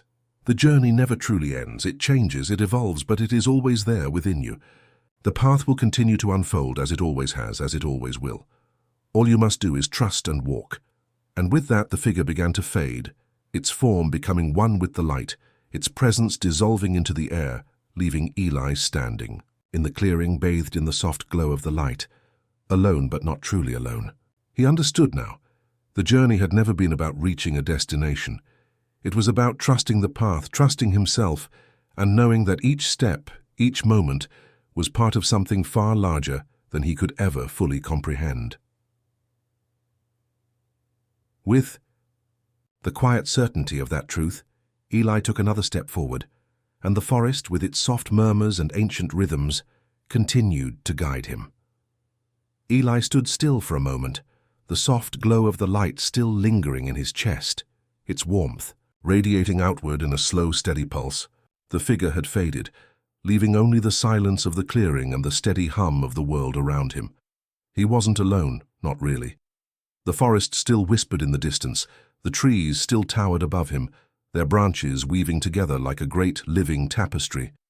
The mist, too, had returned to the edges of the forest, curling around the trees, gentle but persistent, as if it were guiding him forward. The pull he had felt before was still there, faint but undeniable. It was a call, a beckoning from the heart of the forest, from the land itself. The path ahead had not become clearer, but it had become something else, something Eli didn't fully understand yet, but something he felt in every fiber of his being. The figure had spoken the truth. The journey was never about the destination. It was about the journey itself, the trust in each step, each moment. And now the journey continued. Eli's feet moved forward once again, his pace steady but unhurried. The air was cool, the night deepening around him, and the light from the distant stars above flickered faintly through the canopy of leaves overhead. The forest felt ancient, alive with time, but also still, as though the world around him was holding its breath, waiting for him to take another step. And as he did, the forest responded, not with noise but with a subtle shift, like the land itself was acknowledging his movement, his presence. He walked, and with each step, the forest seemed to shift ever so slightly. The path that had once been narrow, obscured by shadows and mist, now seemed to open up, widening in front of him as if the trees themselves were drawing back, giving him more space, more room to move forward. The air grew cooler, fresher, carrying the scent of pine and earth. The rhythmic hum of the forest was no longer distant, but closer, filling the space around him with a quiet, steady presence. The sky above had shifted too, the stars now clearer, their light sharper against the backdrop of deepening blue. The moon, now rising higher, cast a soft silver light over the forest floor, illuminating the path ahead. It was a light that didn't feel cold, but warm, like a quiet beacon that seemed to guide him through the night. The forest had become a place not of uncertainty, but of understanding, a place where each step he took was not a step into the unknown, but a step deeper into the rhythm of the world around him. The trees on either side of him were thick with age, their bark gnarled and weathered, their roots curling deep into the earth. They seemed to stretch upward toward the sky, their branches reaching for the stars, and as Eli walked, he felt as though the land itself was breathing with him, moving with him. The wind rustled through the leaves, soft whispers carried through the branches like an ancient conversation.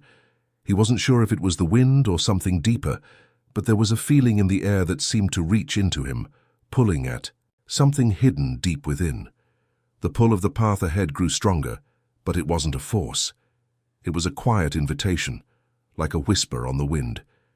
It was a feeling he had known before, the quiet urge to move forward, to trust that each step was the right one.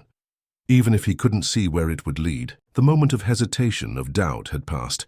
He didn't need to understand the path fully. He only needed to follow it. The trees began to thin, their trunks becoming spaced farther apart, their branches opening to reveal the sky above. And there, ahead, just beyond the trees, a new sight caught his eye. A soft, warm light that shimmered in the distance, like the glow of a distant campfire. It was a subtle light, but it beckoned him forward, just as the path had called to him before. Eli didn't question it. He simply followed, each step guided by a steady trust in the journey itself. As he moved closer to the light, the air grew warmer, the night less oppressive. The landscape seemed to open up, revealing a small clearing bathed in the soft glow of the light. The ground here was softer, the grass underfoot lush and green, and the light that illuminated the clearing wasn't harsh or blinding. It was gentle, soft, a light that felt like a promise. Eli felt a deep sense of peace wash over him, as though he had entered a space of quiet understanding, a place where all the pieces of the journey had come together, even if only for a moment. The center of the clearing stood another stone, similar to the ones he had seen before, but this one was different. It was smaller, more delicate, its surface etched with symbols he didn't understand but felt drawn to. The light came from the stone itself, emanating softly, as though the stone were alive, pulsing with its own quiet energy. The warmth from the light seemed to radiate outward, filling the space with a calm, welcoming presence. Eli approached the stone slowly, his hand reaching out instinctively, and as he touched it, he felt a surge of warmth spread through him, deeper than any physical sensation. It was as though the stone had connected with something inside him, something he hadn't realized was there. The warmth wasn't overwhelming, it was steady, like a heartbeat. It wasn't an external force, but an inner knowing, a connection, to the land, to the journey, to everything that had come before. The symbols on the stone seemed to shift, to change, but not in a way that was unsettling. It was like they were alive, responding to his touch, telling a story without words. Eli felt no need to understand the symbols, no need to decipher their meaning. The stone wasn't asking him to understand, it was simply offering him something deeper, something more fundamental than answers. It was showing him that the journey was not about figuring everything out. It was about being present, about trusting the path and allowing the moments to unfold without the need for control. As he stood there, his hand still resting on the stone, the light around him seemed to deepen, becoming more vivid, more real. The forest, the sky, the land, they were all part of the same rhythm, the same heartbeat. And as Eli stood there, feeling the stone pulse beneath his fingers, he knew that whatever came next, whatever path lay ahead, was already within him. The light from the stone softened once more, its pulse steadying, and as it dimmed, the forest around him seemed to breathe in unison, a deep, quiet exhale that filled the space with a sense of release. Eli stepped back from the stone, feeling the quiet energy of the moment settle around him. The journey wasn't over, but for the first time he understood that it wasn't about reaching the end. It was about moving through each moment, trusting in the unfolding, and knowing that the path, wherever it led, was already a part of him. With the soft light of the stone fading into the distance, Eli turned once more to the path ahead, steady and sure, ready for whatever the journey would bring. The soft, lingering light from the stone had finally faded into the forest, leaving behind only the quiet hum of the land around Eli. The stillness had settled back into the world, as if the forest, the trees, and the sky had all taken a deep collective breath, and now stood in reverence of the moment.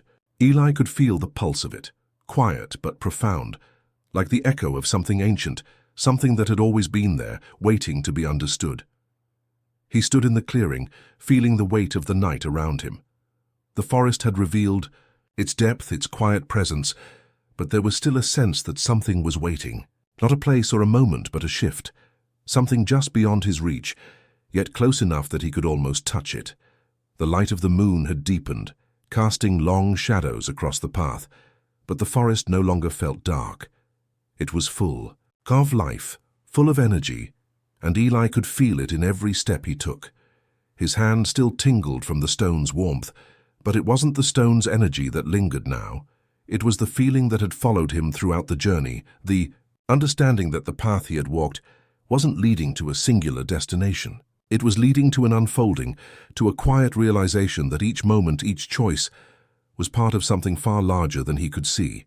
He had been searching for answers, but now, standing here, he knew that the answers were not something to be found. They were something to be lived. As Eli moved forward, the path in front of him seemed to grow clearer, the mist that had been swirling around the forest now receding into the distance. The trees parted just enough to allow him through, the branches reaching up and over, as though offering him passage. There was no longer any doubt in his steps. The journey was not about knowing what lay ahead. It was about trusting that the next step would lead him to exactly where he needed to be.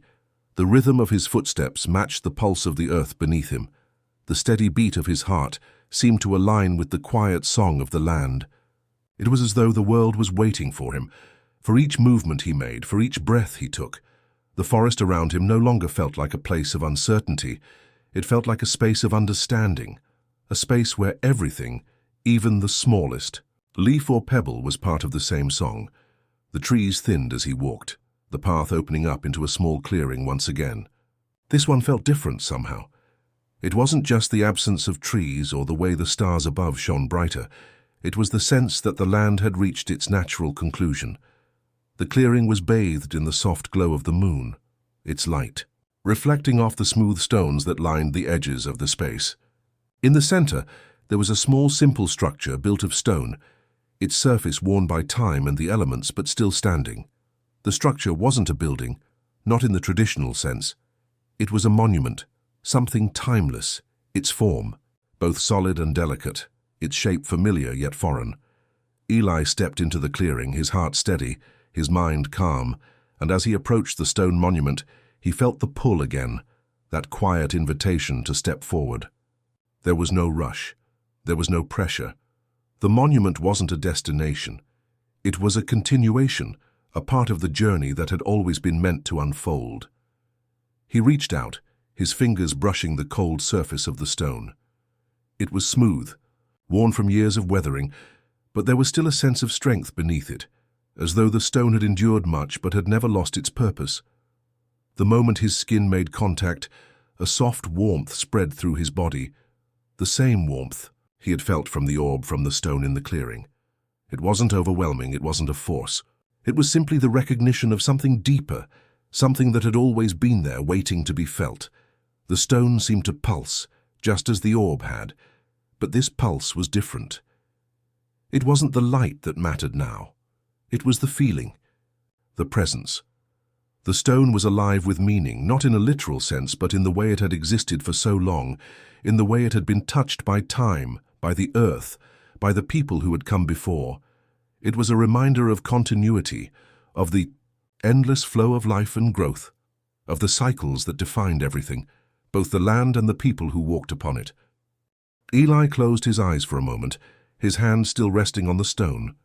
In the stillness, he felt the weight of the journey settle deeply into him. It was not about the places he had visited or the things he had seen.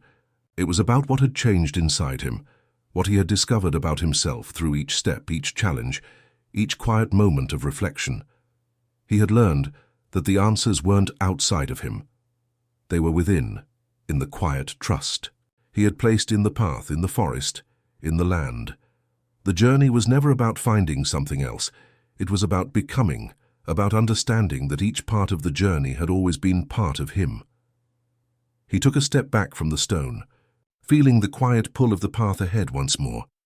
The monument stood behind him now, but its presence still lingered, filling the space with a quiet resonance, like the echo of a song that had been sung long ago, but had never stopped being heard. The forest, the land, the stones, they were. All part of the same story, the same rhythm, and Eli was a part of it too. The journey was not something to be completed. It was something to be lived over and over again, with each step, each choice, each unfolding moment. With a steady breath, Eli turned toward the path ahead. The stars above seemed to shine brighter, the way forward clearer, not because he could see it all at once, but because he understood now. He didn't need to know everything. He just needed to keep walking. And so, with quiet resolve, Eli took another step forward, the forest around him breathing in unison with his movements, guiding him onward. Eli's steps were slow but sure as he moved forward, the weight of the journey settling deeper into him with each movement. The path ahead, though still shrouded in the gentle embrace of the forest, no longer felt like an obstacle.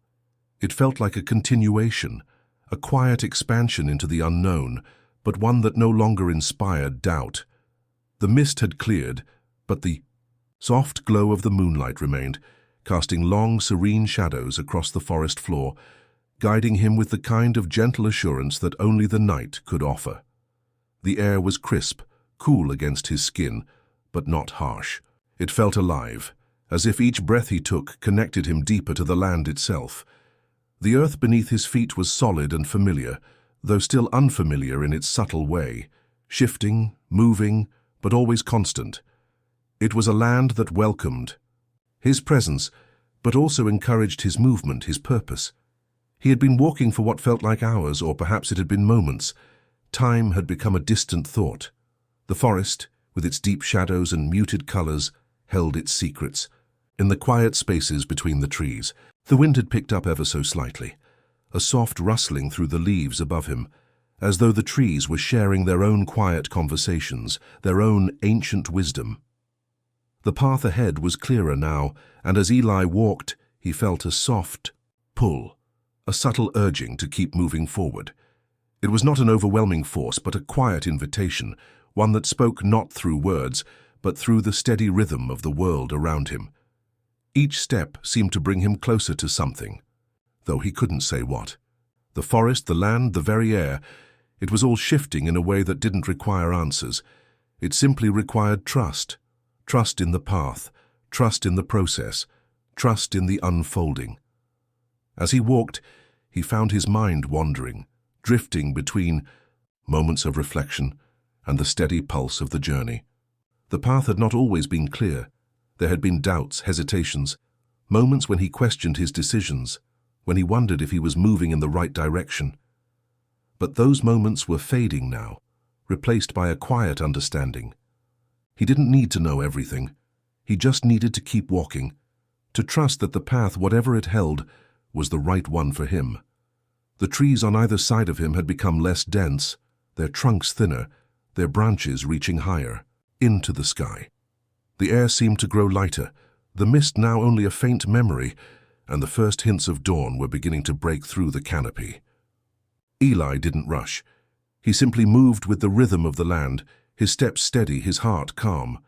The forest had not ended, but it had transformed, like the light of the dawn pushing through the night, soft and slow, but with undeniable power, in tune. The distance just ahead, a new light flickered on the horizon. It wasn't like the soft glow of the light he had encountered earlier. This was brighter, sharper, a light that seemed to pulse with energy. It wasn't harsh, but it was undeniable. Eli felt it deep within him, the light drawing him forward, urging him onward. It wasn't a call for something to be found. It was a quiet recognition, a reminder that the journey was still unfolding, that there was always something new just beyond the next step. The path before him began to open up, widening as he moved toward the light. The trees had parted, their trunks now more spaced, their branches high above him, leaving the ground open to the lightening sky. The light grew brighter, more defined, and as he stepped closer, he saw the source of it, a massive stone archway, rising high above the forest floor, its surface etched with intricate symbols that shimmered faintly in the growing light. Eli stopped just short of the archway, standing still for a moment as he took in the sight. The arch was unlike anything he had seen before. ancient and worn, yet standing with a quiet strength that seemed to radiate from the very earth beneath it. It was not a doorway, not in the conventional sense. It was something older, something that had been here long before him, long before anyone had walked these paths. But it felt like a threshold, a place where one chapter of the journey could end and another could begin. He felt a pull toward the arch, not from a place of urgency, but from the quiet invitation it held. There was no rush. There was no need to cross it immediately. The archway, like everything else in the journey, was simply part of the unfolding. But something in him knew that it was time to approach it, time to step forward into whatever came next. With a steady breath, Eli moved closer to the arch. As he stepped beneath it, the air around him shifted again, the energy of the forest seeming to hum, vibrating gently beneath his feet. He wasn't sure what would happen when he crossed the threshold, but he felt a quiet certainty that it was the right next step. The light from the archway surrounded him as he passed beneath it, not blinding but warm, like the first rays of the sun breaking through the horizon. And as he stepped beyond the arch, the forest around him seemed to change once more. The ground beneath his feet softened, the air grew warmer, and the mist that had clung to the edges of the forest was gone, replaced by an open space, a vast expanse that stretched out before him. He stopped for a moment, looking out across the land that now lay before him. The trees had disappeared, replaced by wide open plains that stretched into the distance, their golden grass swaying gently in the breeze. The light of the dawn bathed everything in a soft golden hue, and as he looked out across the horizon, Eli felt a sense of peace, a quiet understanding that this was the next part of his journey, the next step in the unfolding. It was not the end. It was simply another beginning, and with that quiet understanding, Eli took his first step into the open plains, the world ahead of him now wide and open, filled with endless possibilities. Eli's footfall on the soft earth of the plains marked the beginning of something new, though the land before him seemed endless, stretching into a distant horizon that was still veiled by the early morning light. The golden fields swayed gently in the breeze, their tips rustling like whispers carried from faraway places, each breath of air stirring memories, both faint and vivid.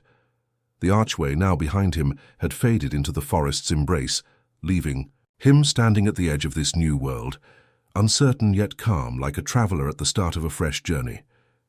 He paused for a moment, the vastness of the open plains before him stirring something deep within, something he hadn't fully understood. Until now, the forest had been his guide, but this expanse, the wide open land, spoke to him in a different way. It wasn't a path that needed to be followed, not like the winding trails he had walked through the trees.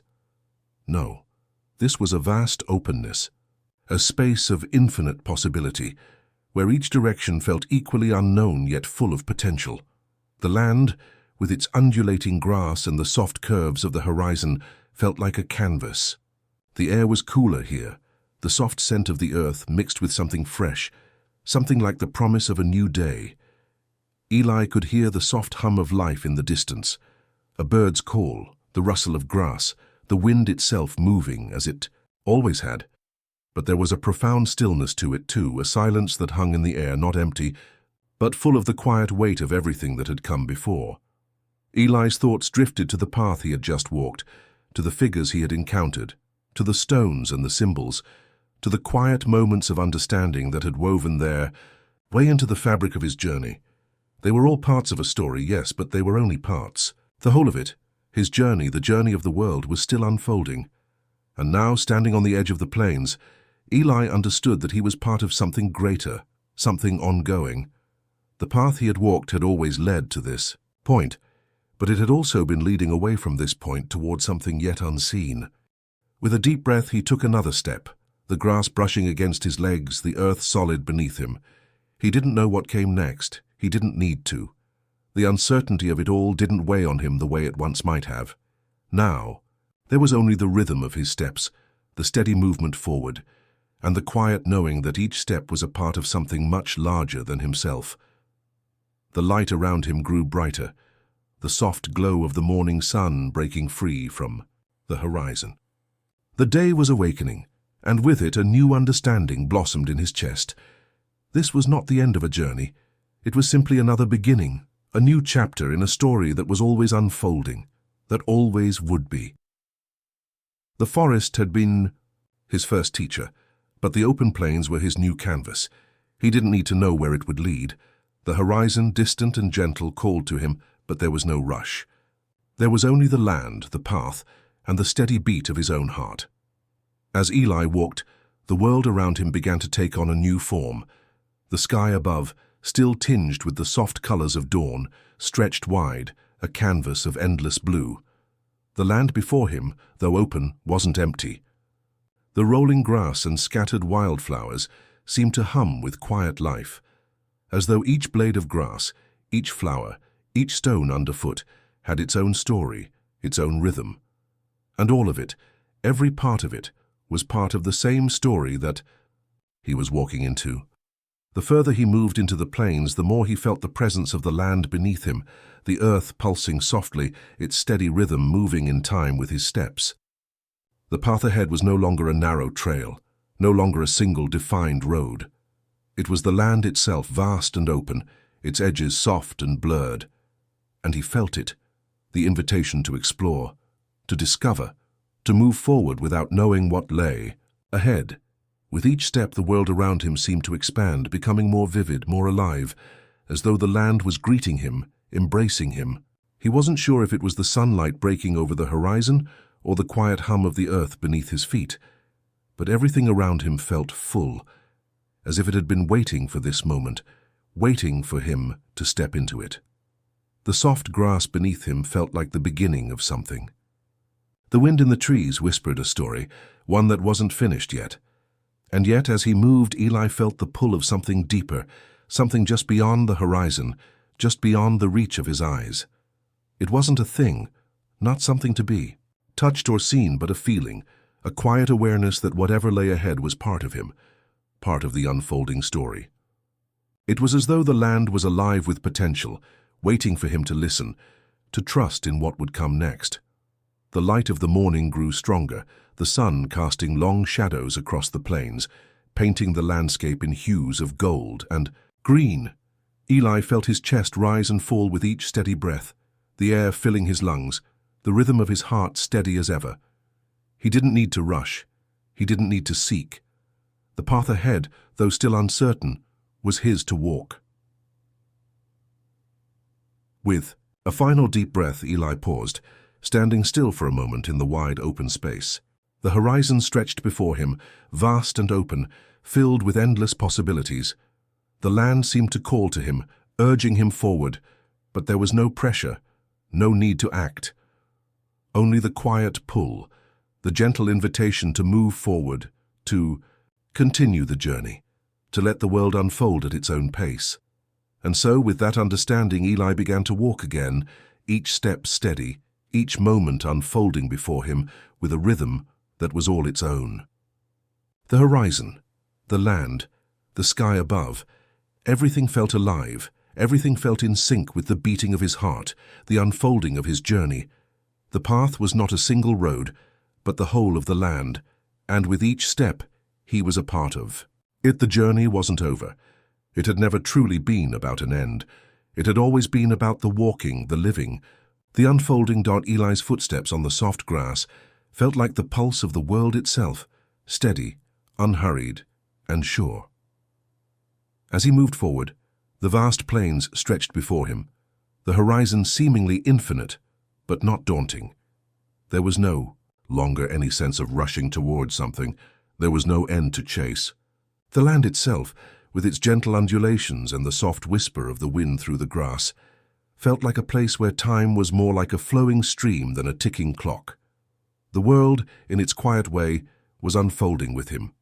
The sun had fully risen now, casting golden light across the land, painting everything in soft hues of warmth.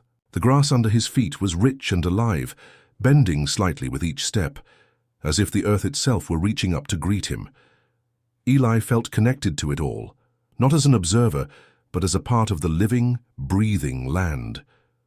The journey he had walked had not been about reaching an end, but about stepping fully into the rhythm of the world, about becoming part of it, about feeling the pull of something much larger than himself.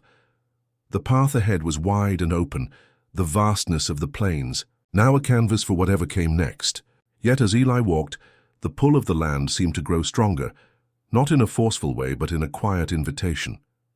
The land was not just a backdrop, it was a participant in the journey, and every step he took was a conversation, a dialogue between himself and the earth beneath him, the sky above him, the wind around him. Each movement, each breath, felt like an offering and a receiving, a rhythm that was never broken.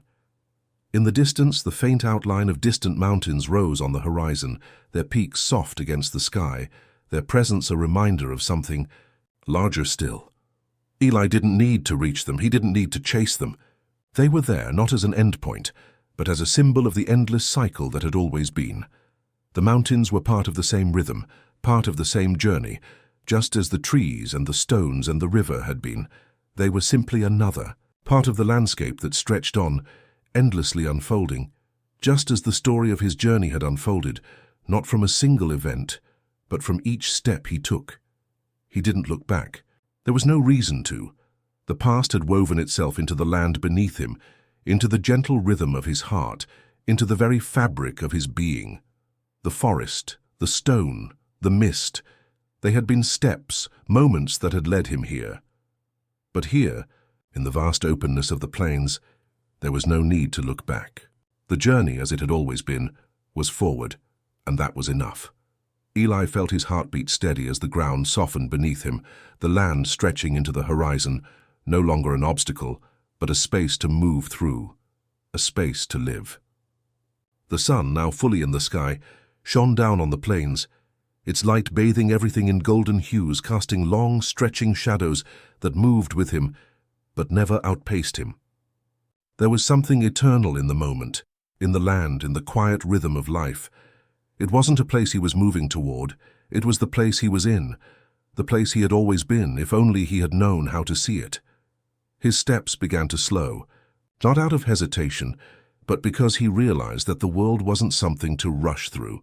The land, the horizon, the sky, it all moved with him, in time with him. His breath came in deep, steady inhales and soft exhales, and for the first time, there was no question. There was only this moment, this space, this unfolding of life. Eli paused for a moment, standing still on the open plains, the wind brushing lightly against his skin. The earth beneath him was warm, the air fresh, and the horizon stretched out before him, a vast, open expanse. And in that moment, something inside him clicked, as if the final piece of the puzzle had slid into place. The journey was never about knowing all the answers. It was about trusting the path, trusting the process, and moving forward with the certainty that each step, each moment, was part of the unfolding. The wind picked up again, whispering through the grass, the trees far off in the distance bending. In response, as though the world was alive with its own quiet song, Eli closed his eyes for a moment, feeling the rhythm of it, feeling the pulse of the earth beneath him. The land was speaking, not in words but in feelings, in the quiet hum that moved through everything. He smiled softly to himself, a smile that wasn't for anything particular, but for everything. The road had not been easy, nor had it always been clear, but it had been his. And now, in this moment, standing here on the edge of the plains, he understood that there was no need to rush, no need to chase the horizon. The horizon was always there, and it would always be. It wasn't something to reach, but something to walk toward, at a pace that was his own. With one final deep breath, Eli took a step forward, his foot falling lightly on the soft earth beneath him. And then another, and another, moving not toward their destination, but into the next chapter of his life, into the next step of the journey. The horizon stretched endlessly before him, and he knew, deep within him, that no matter how far he walked, the path would always continue, always unfolding, as long as he kept walking, and so he did.